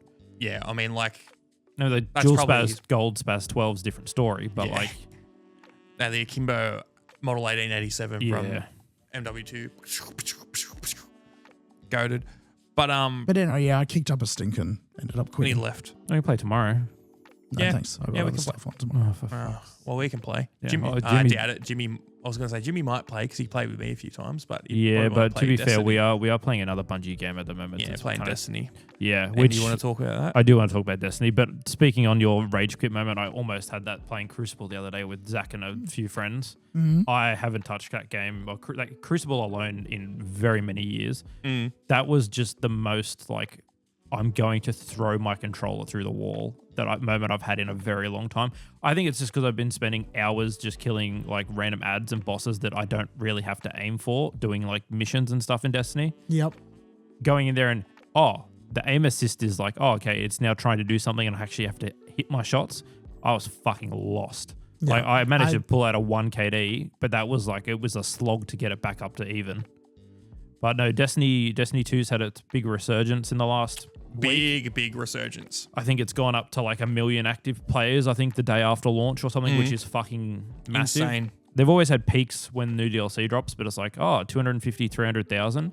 This brought it back up to like big, like early days numbers, which has been very, very good to see.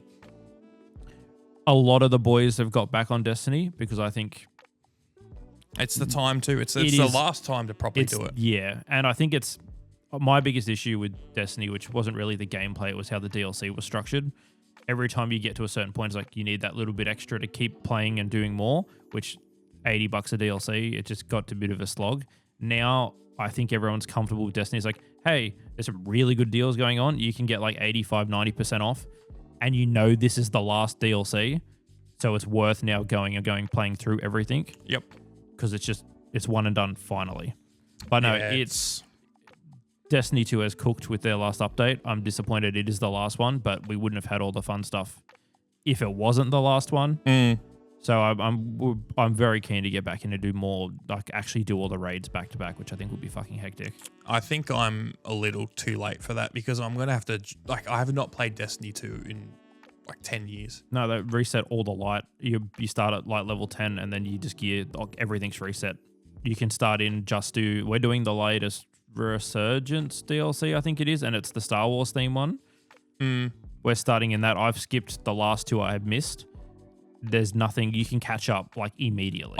I just don't think Destiny's a great game if I had more time. Yeah. Destiny's, because it's so dependent on being available to play when the other guys are on, Which, yeah. or other girls. We'll get onto that later. Yeah. I think that was my biggest issue with like every Tuesday night at 8, 9 o'clock or whatever it was, it would reset for the week. Yep. And you'd have the chance to do all your gear again and you'd get up to max light for that week and good, like you sorted.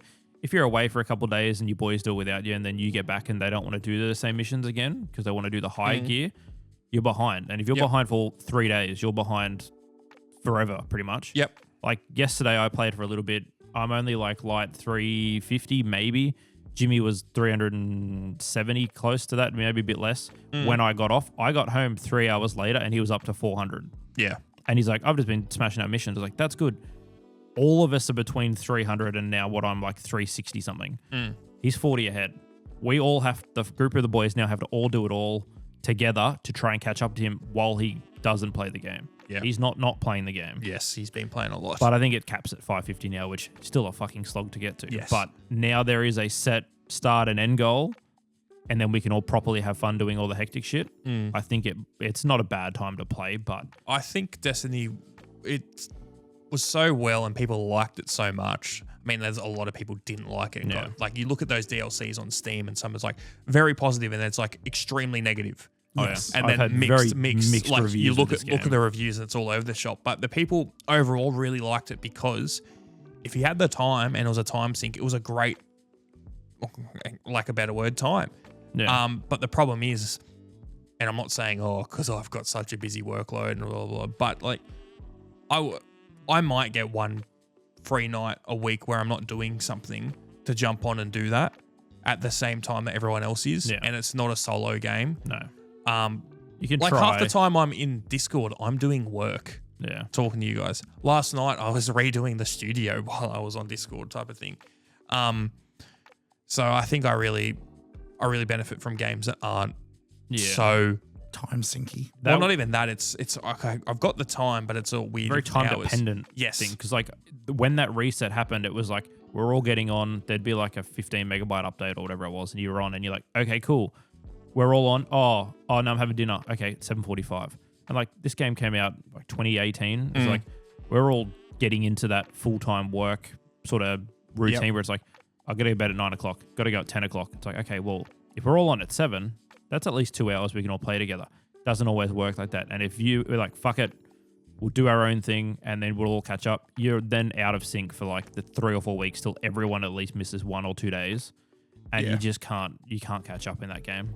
No. I will say a lot of the people I know who were big Destiny fans, Destiny 2 fans, they mostly just played Destiny 2.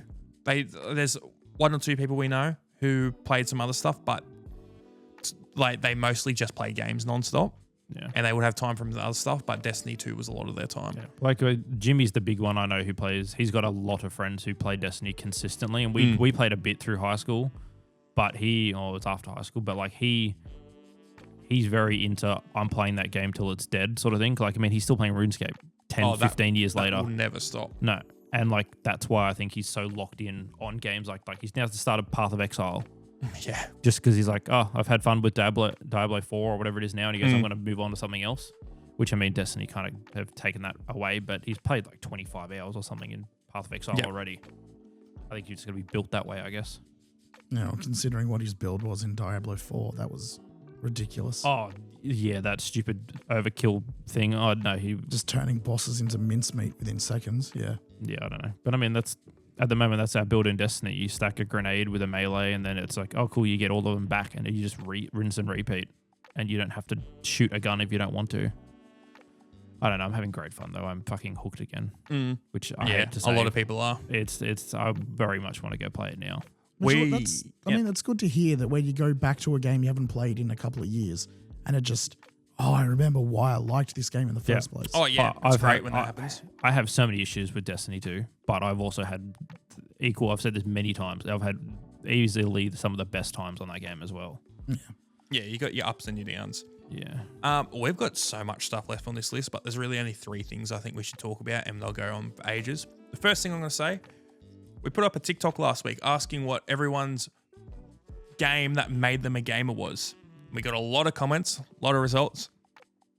One of the most consistent games that people said that was the thing that turned them into a gamer was the same as me. It was Halo. Got a lot of comments saying Halo 1 was a big thing for them. Some people say Halo 2.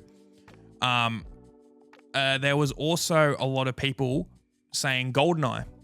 Oh, yeah. GoldenEye 64, which I think the theme I'm seeing in a lot of these comments was basically it seemed like more adult style games, going from being a kid playing and then playing something else is probably a bit more, adult. Yeah.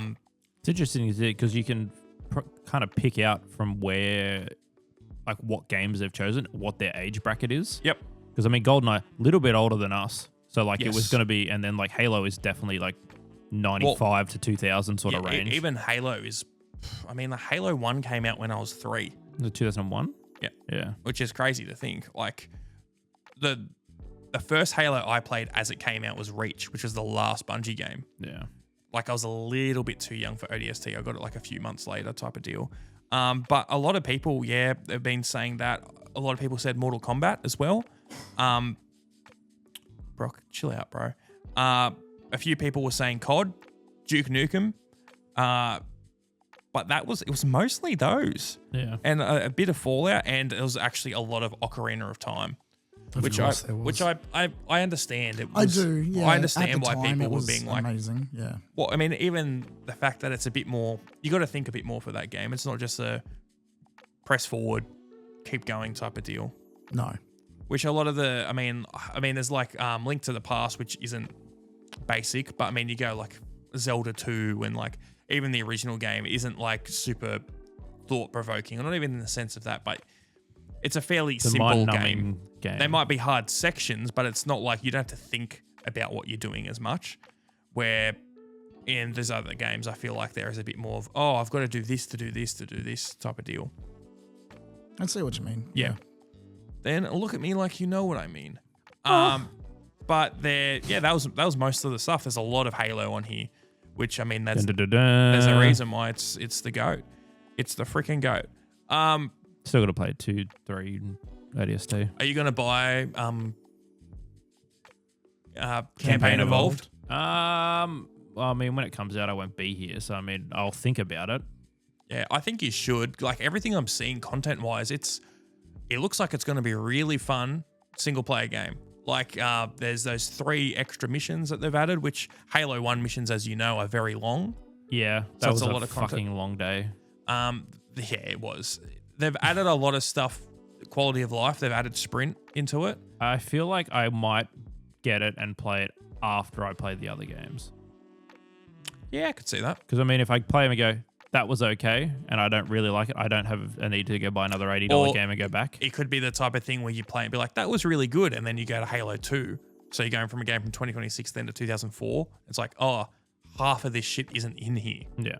Yeah. But I'd rather probably play the rest of them before I go back and play that. Because I mean, I liked the Halo 1 campaign. I probably don't like how I played it. Yeah, no, that's fair. You didn't have as relaxed experience playing that. That was what, 9 or 10 hours or something It was like long.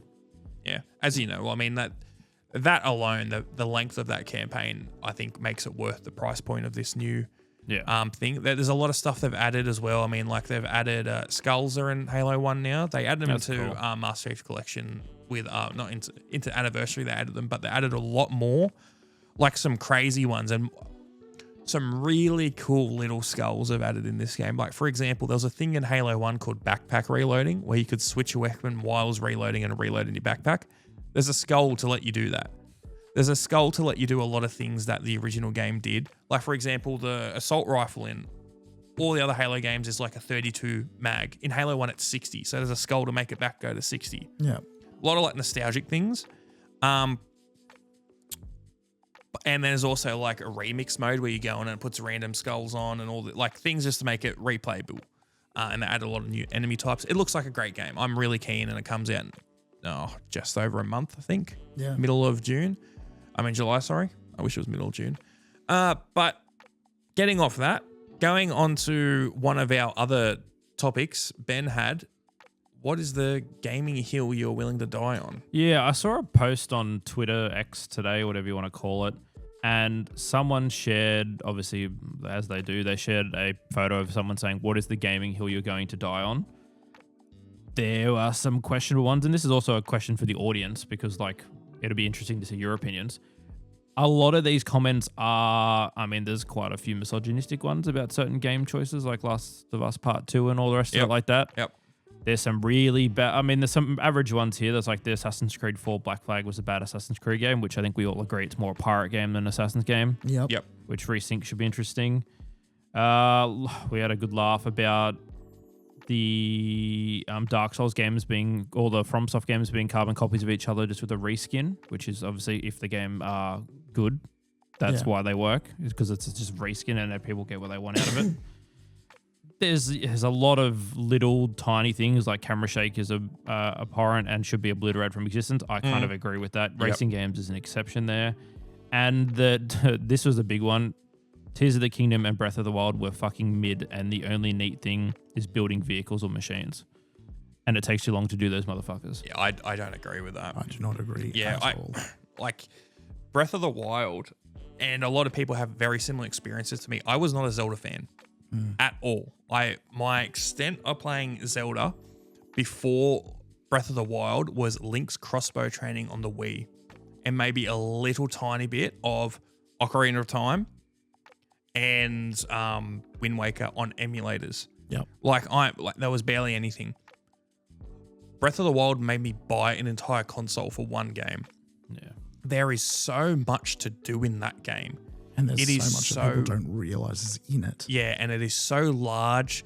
I fully understand people not liking the durability thing. Yep. I like it and also despise it at the same time. There's some really cool things from it. There's some really annoying things from it, but it also promotes you to continue exploring. I think that's the main reason for it. And trying new types. If they had said that Tears of the Kingdom is just the exact same game, just with the addition of the building, I'd agree with that. Yeah, Tears of the Kingdom to Breath of the Wild is just a 1.5, a very good 1.5, and adds so much. And I love them. Wouldn't say it adds so much. It changes some things. It adds in the addition of the building, and like you've got the upper and overworld. Yeah, which well, I mean, that's they've done in this. They've done that in the previously in the series. So to that extent, there is so much they've added. Yeah. What games added that much? I mean, well, not Link to the Past. Sorry. No, was it Link to the Past? Yeah, Link to the Past. You had the alternate version of Hyrule. You had the Sacred World, which is not a massive open world game like Breath of the Wild and no, it's Tears of not. the Kingdom. That's what I mean. Like, it's not just doing, oh, we're going to invert it and do a palette swap and it looks like it's gloomy or shit like that. They've added complete new sections above and below, which felt really big, and then the map itself's overhauled. I wouldn't say overhauled. I'd say it changed, but not overhauled. Okay, sorry. I love you. I'm just looking at this Twitter account. There's some really good questions here. Oh, well, more stuff to steal. Yeah, literally. I've bookmarked 5 things already. I think for me, my hill to die on, all tutorials should be able to be skipped. See, we've discussed this before. I agree with you if you've played the game before. If you're starting the game fresh and you get the option to skip the tutorial, how the fuck are you going to figure out what you're going to do? Well, that's on you. If you chose to skip it without knowing how to play it, that's on you. Yeah, I'm with that. But then why give you the option to skip if it's the first time the game's being loaded up? You say that. Do you love doing a tutorial for Pokemon every time you play it? Up until Sun and Moon, sure. I feel like they always go way too long. I mean, like the older games were, they're a little bit of a slog, but like it's still like you're in doing your normal stuff within an hour or so, or even less than that. If you played a game before, Sun and Moon was like fucking 3 hours and you couldn't save the fucking thing. That drove me up the fucking wall. That was it. I think there's a point where you can go, hey, this is a common enough thing in like not just doesn't even have to be just games in this genre, just games in general. Just take it as read. Like if you have to go, hey, we have a jumping course here. You need to press spacebar or A or whatever your jump button happens to be. If you have to do that more than once, other than just go, hey, the button to do this is this. Why? I don't need to know. I don't need to practice how to. Do you want oversimplified tutorials? I just want the ability to skip them entirely. Yeah, see, I yes, and I agree with that yes and no. Like Crimson Desert's tutorial, non-existent. You see it on a little bar pop up for half a second. Terrible. Yeah. Terrible information. In the tutorial, they show you how to do that, like the focus jump thing where you hold like R1 and X and you can pinpoint where you want to land and you jump exactly to that. I haven't used that a fucking once since I started playing the game. I used it in that tutorial. That was it. That game gives you too much shit that you can do. Yes. There's times where restricting yourself and just polishing what you have is so much better than you can do 85 billion things and they're only sort of thought about. I haven't touched Crimson Desert again because of how daunting it is, only pausing it for maybe 2 or 3 weeks. I don't know what I'm fucking doing. There's been like 8 big updates out since you played it last.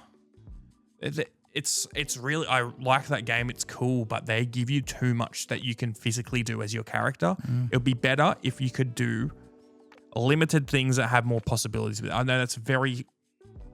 Yeah, like that's vague, like they're very vague, but I feel like there's a lot of other games where I feel so much more fluid running around and doing stuff, and I don't feel as restricted. Yeah. Where Crimson Desert would be like, it would be cool if you could do an attack where you could jump and then do a spin kick and then you do this and that.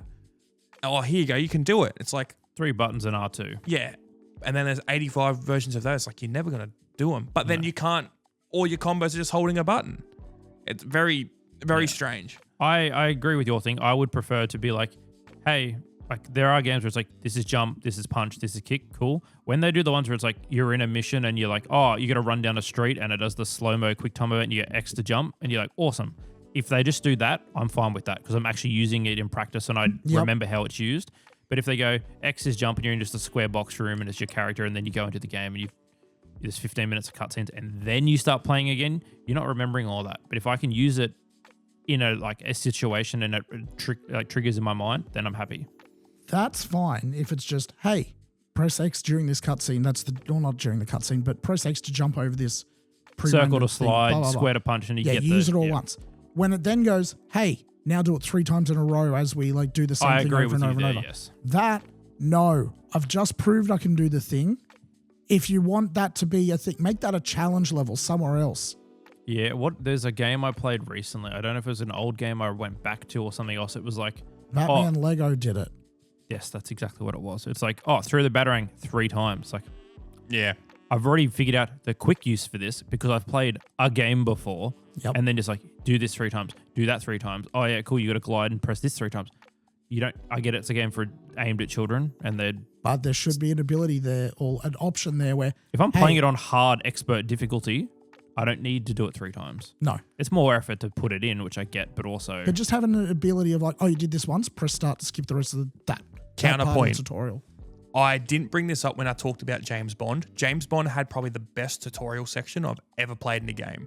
Because what it was a montage of him training. So it would be like, yeah, you're fighting this guy in like a little circle pit. Do this combo, and then it swaps to a different time where he's learning to drive, and then it swaps to him learning how to do sneak, and it's really snappy, and it felt like it was story progression, but you learned how to play the game at the same time. It was really cool. Never seen a game do it before. I could Loved be it. misremembering this. I remember the original Deus Ex had a similar thing where I think it was a similar thing. It wasn't like a flashback sequence. It was like, hey, here's the training course for like new agents. You can complete it is completely optional. But if you want to go through it, you can like stop it at any time and just jump into the game. But here it is. Here's how to crouch. You go under one beam. Hey, here's how to jump. Here's how to use this thing. COD's done that like four or now 5 we've got times. one last room where you got to put all of it into like practice together to like get through this little I thing. like that. That's fine. Like the COD ones are good because then you spend fucking an hour and a half trying to beat the time. Yeah, you do the times on clear it. the room. Yep. I think I got it on one of the Modern Warfares, and I don't remember getting it on any of the Yeah. other ones because it's a nightmare. But yeah, using the tutorials in practice, the instructions in practice, and then that's it. Awesome. And then you can go to control hints and go through your fucking checklist if you forget something. Tutorials where it isn't a thing that takes you out of gameplay and just you learn as you go, I think are the best. And one of the best examples, honestly, is, and thematically, is Halo. You jump out of your pod. We're calibrating your suit. Look up and down if you want your inverted. And then as you go, it's like, there's a broken door in front of you. Melee it to open. That's how you do melee. You've got there's a gun on the ground and it's got no ammo. Press this button to reload, blah, blah, blah, as you go into the original Halo. Yeah. Super basic, but there isn't a ton you need to learn. It also only does those things to you once. Like it does them as you go, as you said. But it's not, hey, press B to crouch under this thing. Now press B again to crouch under the next thing. It's no, you've already done it once. That's where I think Crimson Desert needs those things because you try and see a thing pop up. If you miss it, I can't find. I'm sure it's probably easier now, but like trying to go, I need to learn this thing. I just said, there's 95 different entry points here. I don't know which one is under because you're all named something stupid. I don't know how to find the thing that I just unlocked because I didn't see what it was. There's no like recently discovered. It's just and when the first thing on there is how to, and it doesn't have all the how to's because the next couple of things are also just different variations of how to. Yeah. No. Going off of that, thinking about it, looking back at what a lot of people consider the best games of all time, just roughly thinking in my mind, I feel like most of them are games that are hard to jump back and just play after not touching for ages. There's something where it's intuitive. Like there's games like Tony Hawk where there's all different controls, but it's this button and up and down, left, right. Yeah, up and square is impossible, left kickflip and then right heel But I mean, flip, it's something you could just learn real quick. I feel like there is not many games that people consider the best game of all time where it is really hard to relearn and get back into it. And I think it's just... I can see that. Yeah, because it's just something you can easily jump into. I feel like a lot of I'm thinking like, Crash Bandicoot, Ratchet and Clank, like games that are like not simple, but like the mechanics and ideas behind them are so ingrained already. Yes. I tell you what is like that. I started playing on the weekend and it's for a video that we're going to have come up eventually. I bought Astrobot and started playing Astrobot.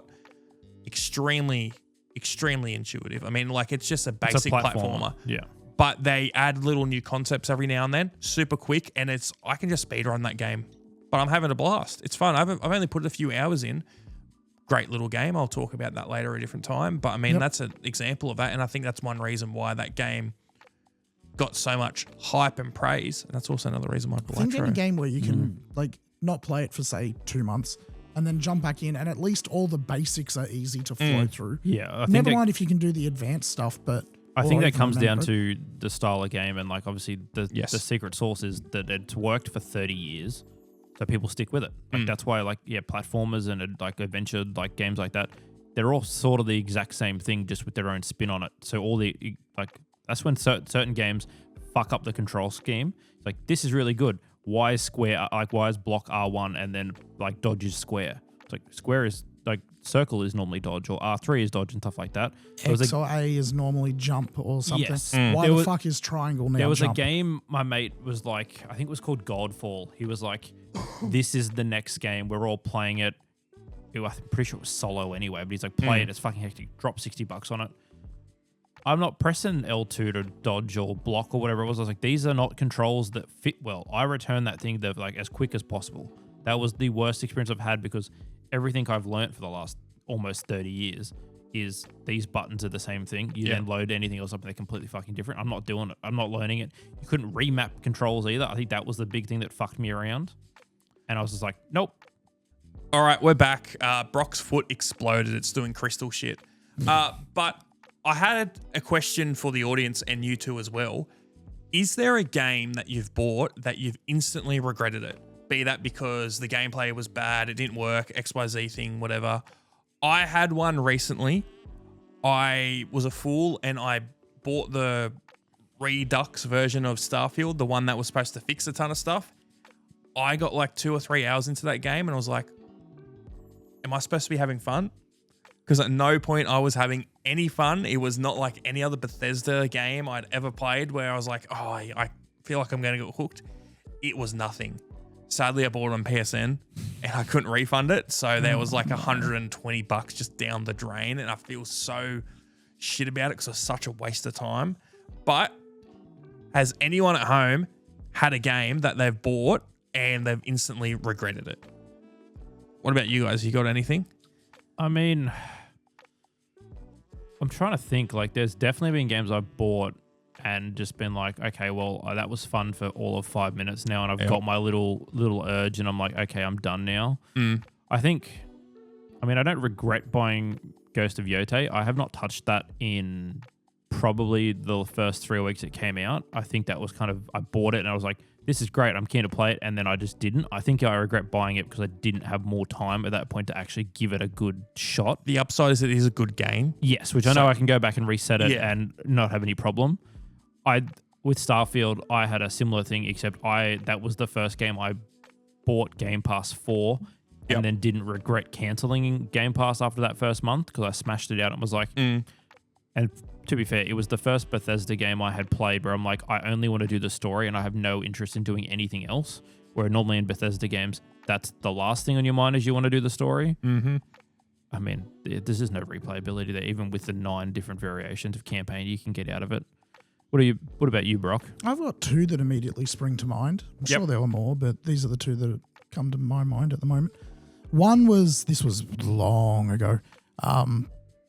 On the GameCube, it was like a game called like G Racer or G Velocity or something similar. And you to regret that. buying that?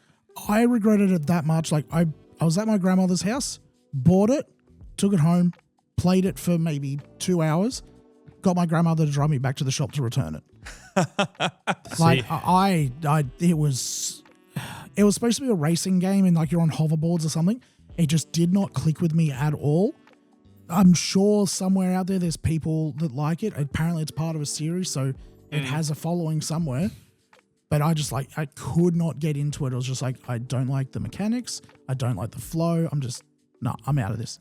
Being a kid and finally saving enough money to go buy a new Game Boy Advance game or something, and you get it, and you're like, the pick, because all you had was I had another question going off this, exactly this. Because the box art, you're like, that's all you had to base it on in like 2005 was the front and then the and the back. screenshots on the back. That's it. You get home, you unbox it, and you start playing it, and you go, this is fucking ass. Yeah.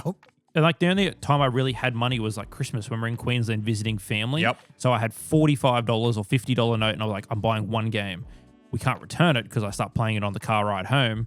You can't return a game to in New South Wales you bought in Queensland, not in 2006. Nope. It was heartbreaking because I'm like, this is $1 million and I've wasted it. Before you get too much further, my other one was the first time I played Grand Theft Auto 5. I bought it on Steam for whatever the price was. It was full cop at the time. Played it, I think I got all the way through that starting mission where you're like stealing the car.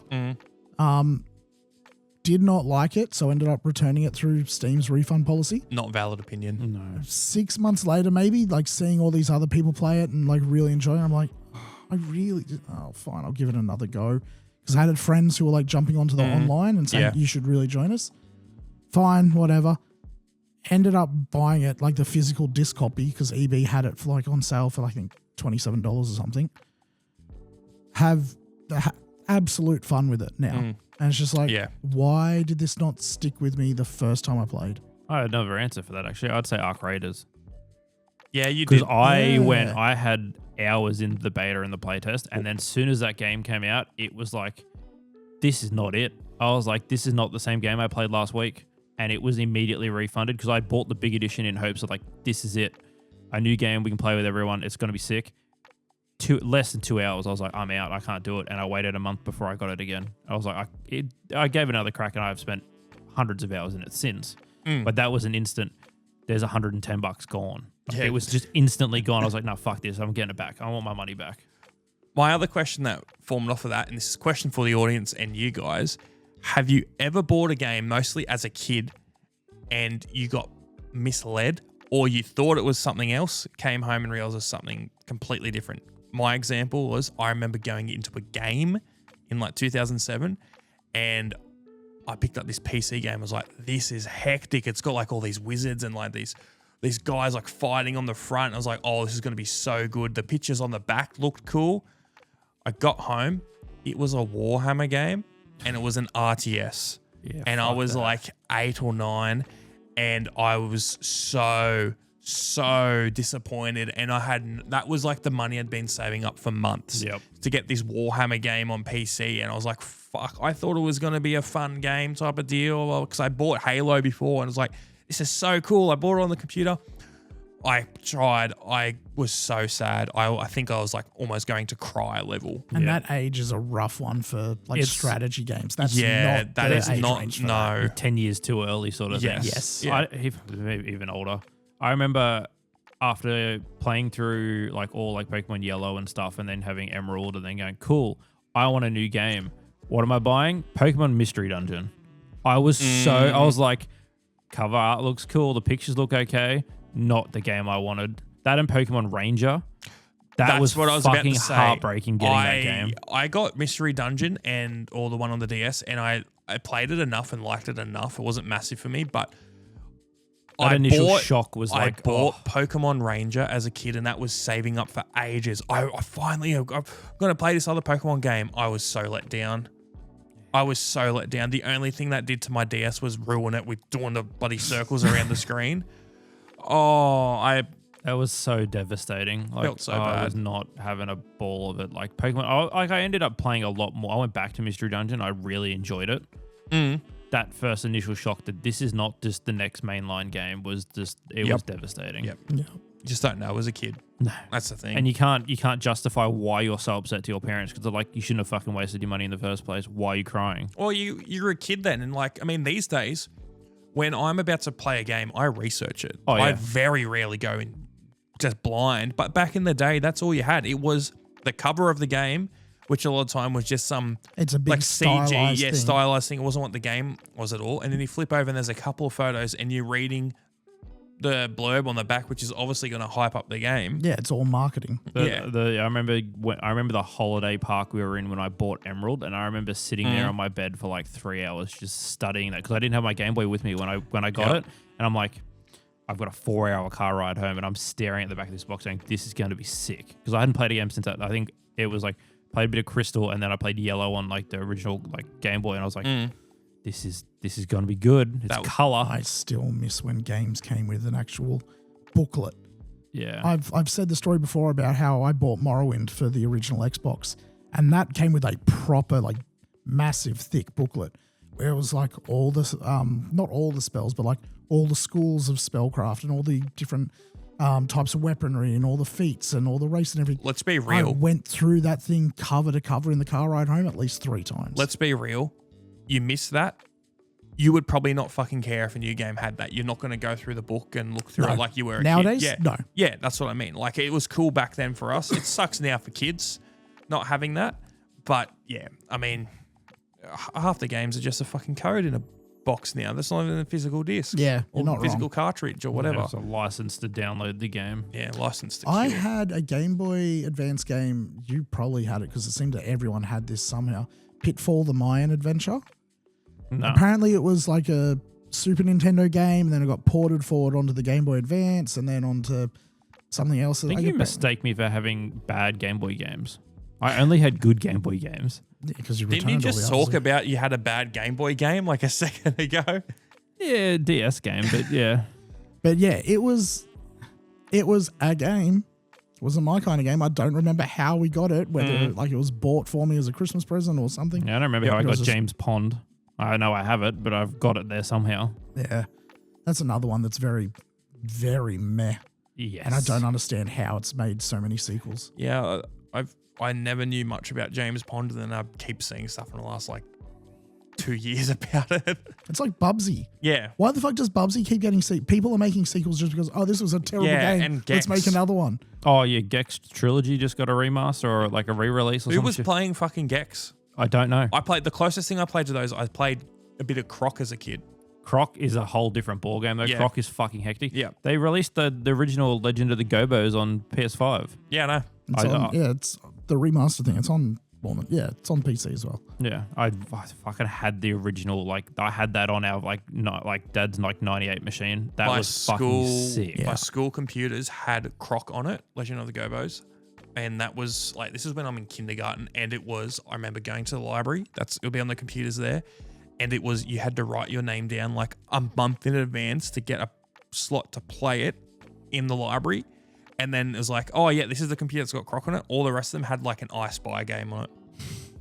It's devastating. Yeah, and then they got rid of those computers like a year later and put boring things in. You couldn't do anything. And then they're like, oh, why are the kids not coming to the library anymore? Yeah, and then we eventually got the iMacs with Nanosaur on it. God, yeah. I gotta get Croc. I forgot how good that game was.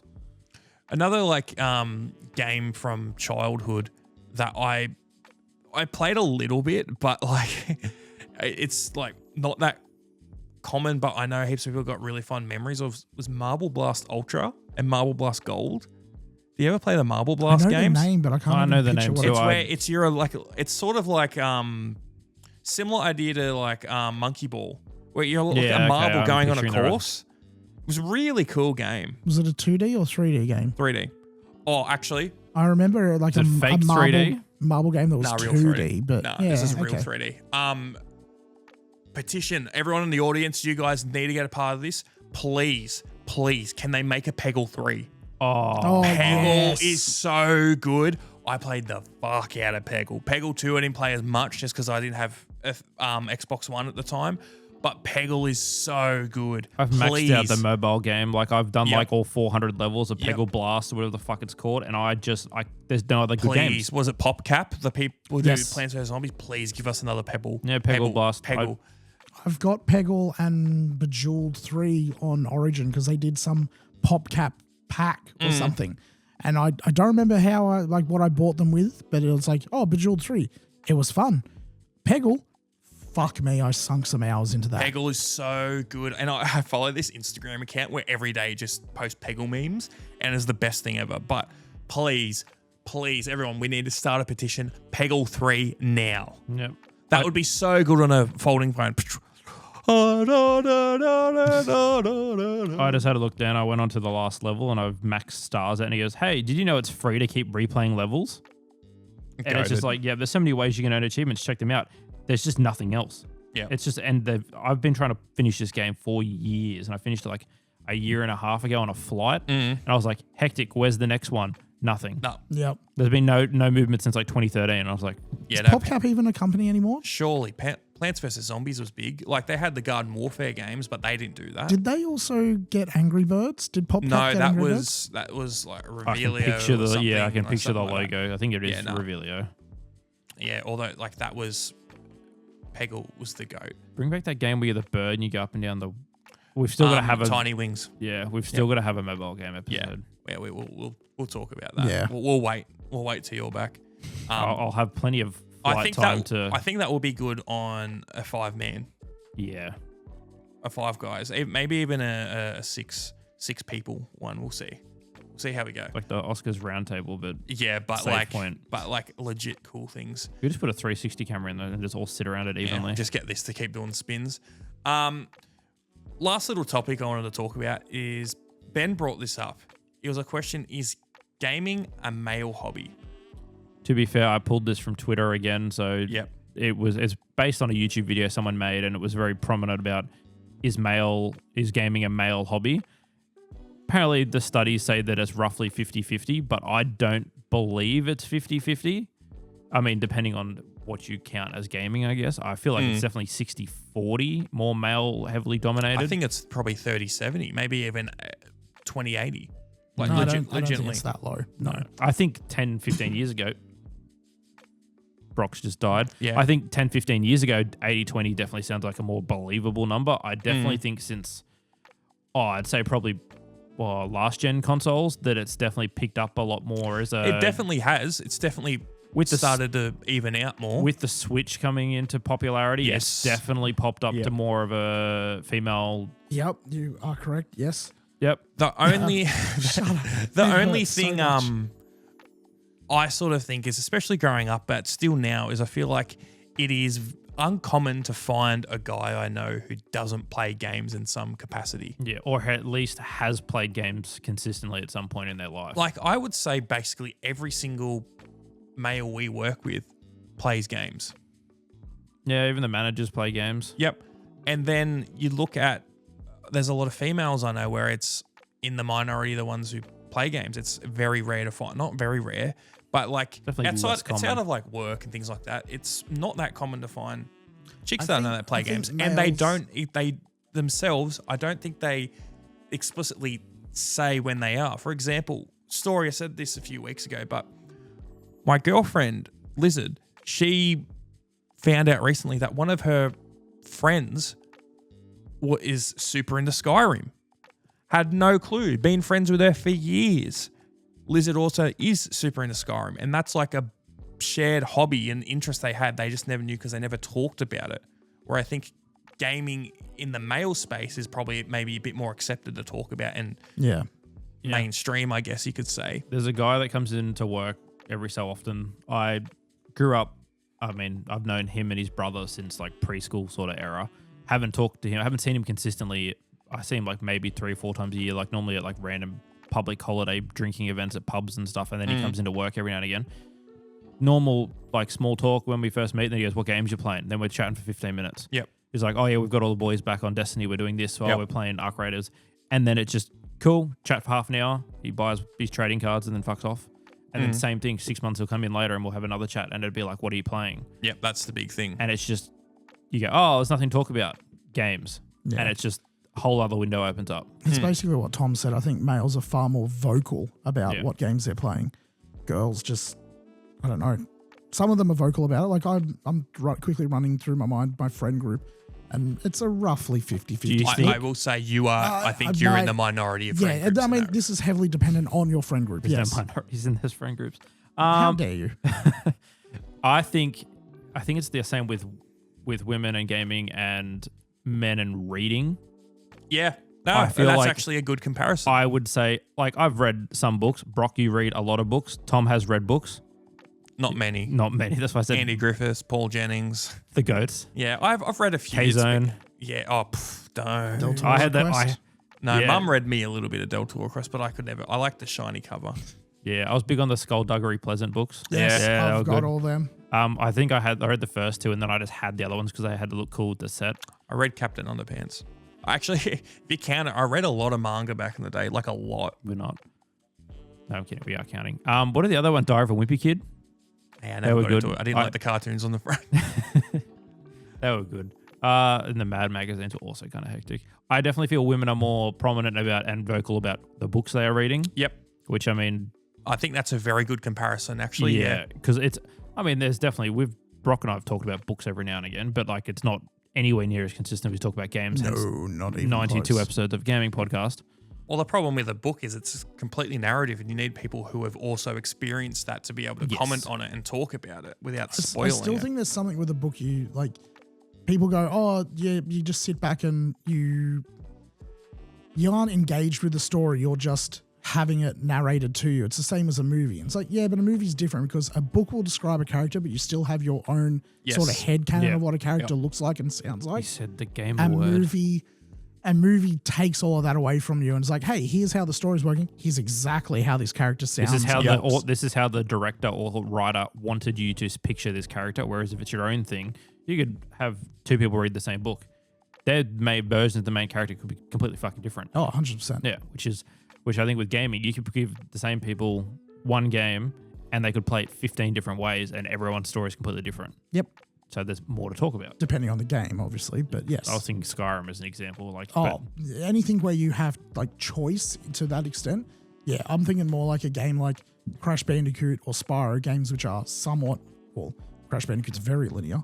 You can still have different experiences with that inside the, hey, I go from point A to point B and, just depending on skill. Yeah. It's something I was watching a comedian just last night. It was a very old Dara Breen special. And he goes on about how there's a big difference between like the mediums of books, games, and movies, where games are the only form of media entertainment that will withhold part of the story and the experience from you based on how skilled you are at it. Like a movie doesn't get halfway through and go, all right, give me a rundown of the story so far. And if you get any answers wrong, it goes, right, you don't get the rest of the story. A game can do that to you. A book doesn't suddenly go, all right, write me an essay on it's an what's interactive experience. Yeah. Yes, I It's know. the same as going out and doing some sport. It's like, you hurt your foot halfway through the game. You got gout halfway through the game. You can't play the rest. Yeah, you just have to sit on the sidelines and experience and it. get cucked. No, but I think it's an interesting thing where people still look down on games despite the fact that it's one of the more popular, if not the best medium you give it. I think information. GTA 6 will change a lot of people's opinions. I think that's going to be a game where it is. 5 did a lot, but it's pushed in so many people's faces where they're going to maybe give it a try. Yes. Is that more down to the fact that the people waiting to play this game are those who have played games? No, I think it's the growing up? reputation that Rockstar have and the games they've delivered. And this is the biggest entertainment thing of all time. And this is the first $1 billion game production-wise, and it will make $2 billion within the first week, if not immediately after that game is released. Yeah. But getting back onto our original topic about is gaming a male hobby, I think it is. It's definitely shifting more to be open. Well, it was. With every year that goes past, it's getting closer to 50 and 50. Yeah. I think it's still got a bit of way to go, but yeah, it is. And I think that's a great thing. I do also think that, a lot of people know this, that there is a lot of games that are directed at males. Oh, yeah. And there's also a lot of games that I feel like are more of a unisex game and aren't. Like, for example, I think there's a lot of games where I can see people who the audience is very split.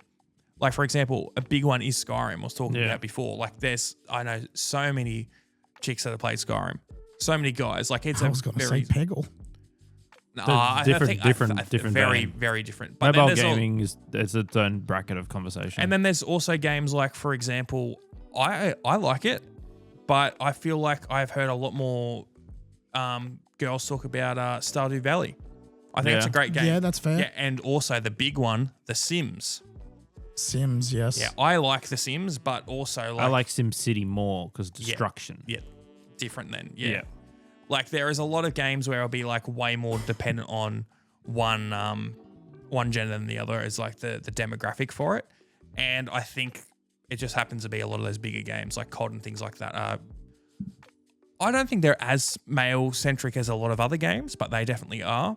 I see. There's a lot of chicks that play. The overall COD. theme of COD is more geared at male. At the same brains. time, what's her name? Indy or whatever. Indy Navarrete. Yeah. So the main actress for Obsession, who she's going to be massive in the next few years, blew up.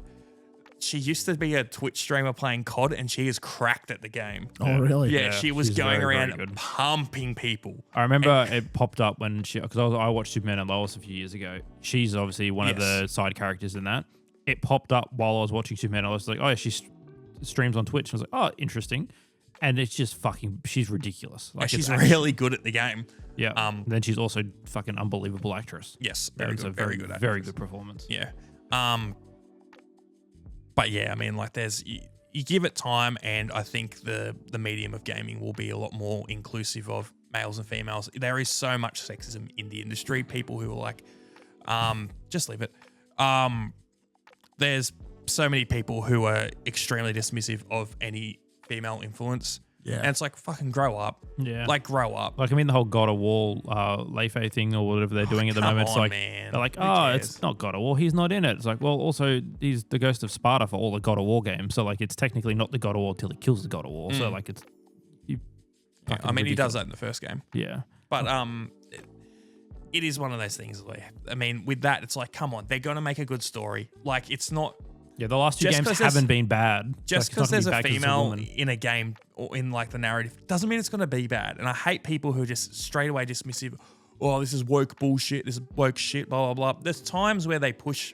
There's definitely studios and they push a narrative and such, but people just put labels on shit straight away. Yeah. Like, I don't know how much faith I have for the new Naughty Dog game, Intergalactic. Everything I've seen's been very, like, I don't know, but who knows? That might be amazing. I'll wait till the game comes out. I'm surprised they didn't have anything at State of Play. Now that you say that, yeah. Is that the one with the spiral icon, or was that a different don't one? remember. It's the one that's in... We watched it. It's very It was like Sony heavy. the ball The chicken retro space. sort of yeah, thing. it It's has very- some cool stuff in it, and some It things was. like. sword The looked teaser cool. trailer we saw before, I was interested in it. But then, yeah, there's so many games where there's extremely dismissive straight away when there's a girl rocks up in the trailer. Yeah. It's like, fuck off. I don't know. Maybe it's because I grew up on games that, and some of my favorite games do have female protagonists, and I've been fairly open to that. Like, my favorite character in Resident Evil is Claire Redfield.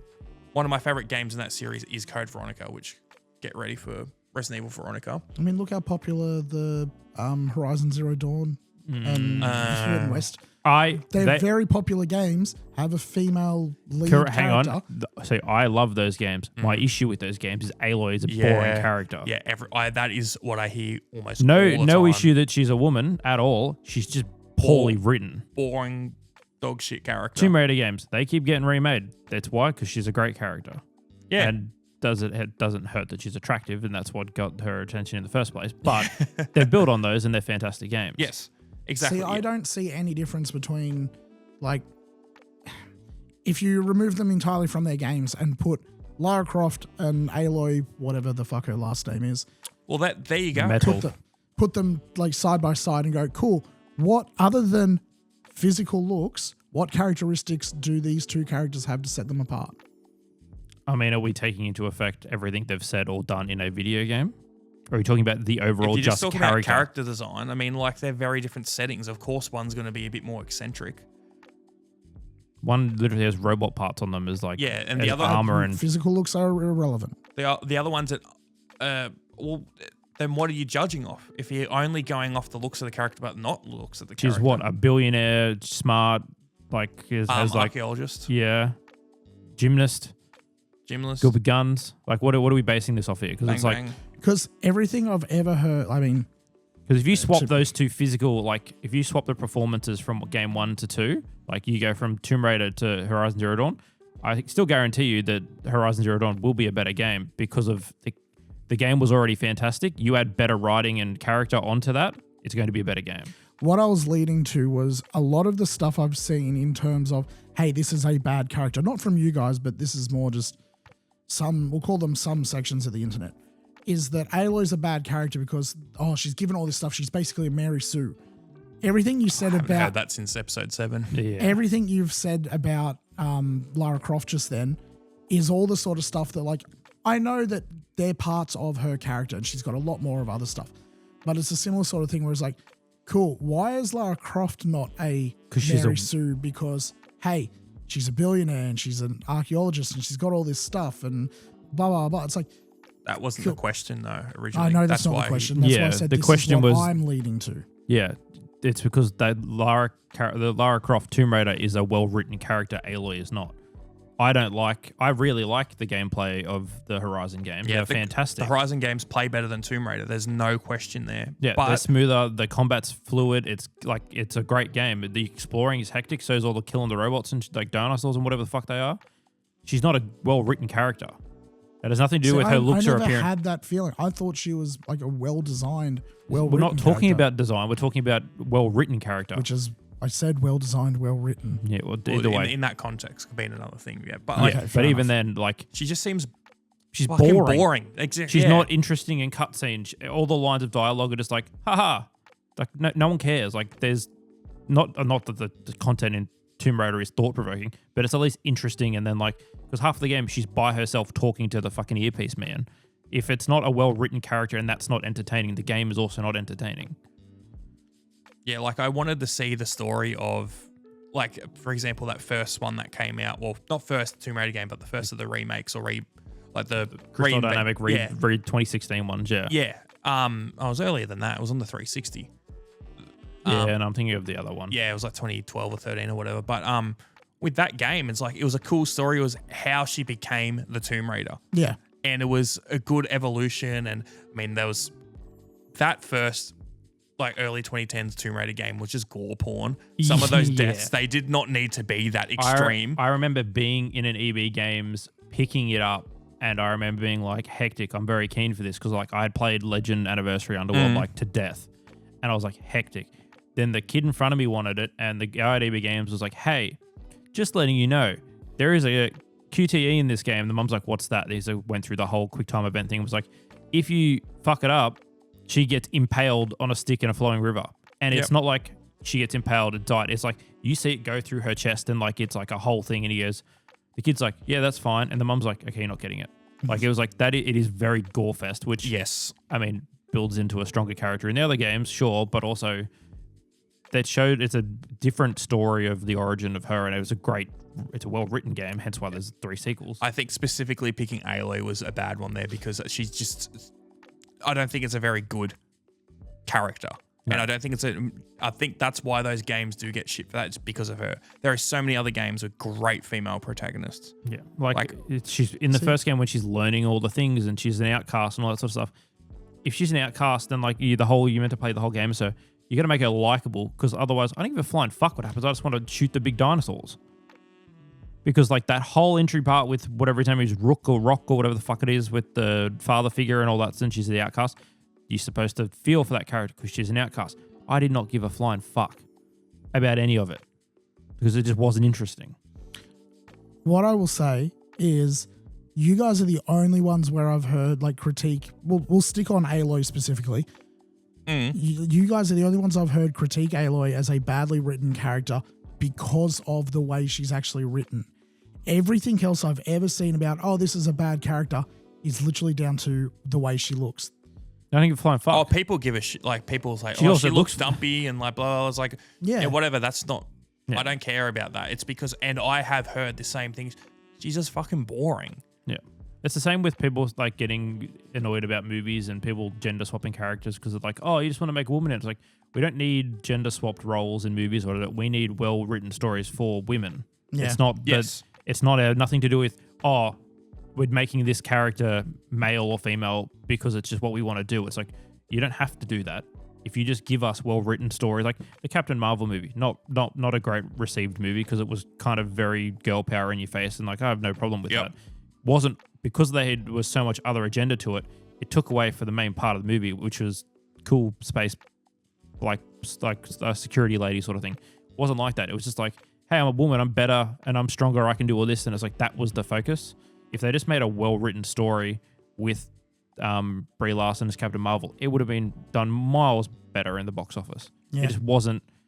The priorities aren't in the right spot, and they need to do well-written stories for women rather than trying to take already good stories and put women in them. And just shoehorn a well-written character will speak for itself. We've talked like a previous episode about how the first Alien movie, none of the characters in the original script were gendered. No. It just... Ripley originally could have been a guy. I want to go But back to they- what you said, Ben, real quick though. Is you're right about just putting a female character and gender bending them into a originally male-led story. I think does more of a disservice than anything, because it's showing off that the only way to have a good female character is by putting them in a story that was originally for a male. Yeah. And that's so wrong. Just make some great stories Yeah. with female leads. Like, again, like I said, one of my favorite series is fucking Resident Evil.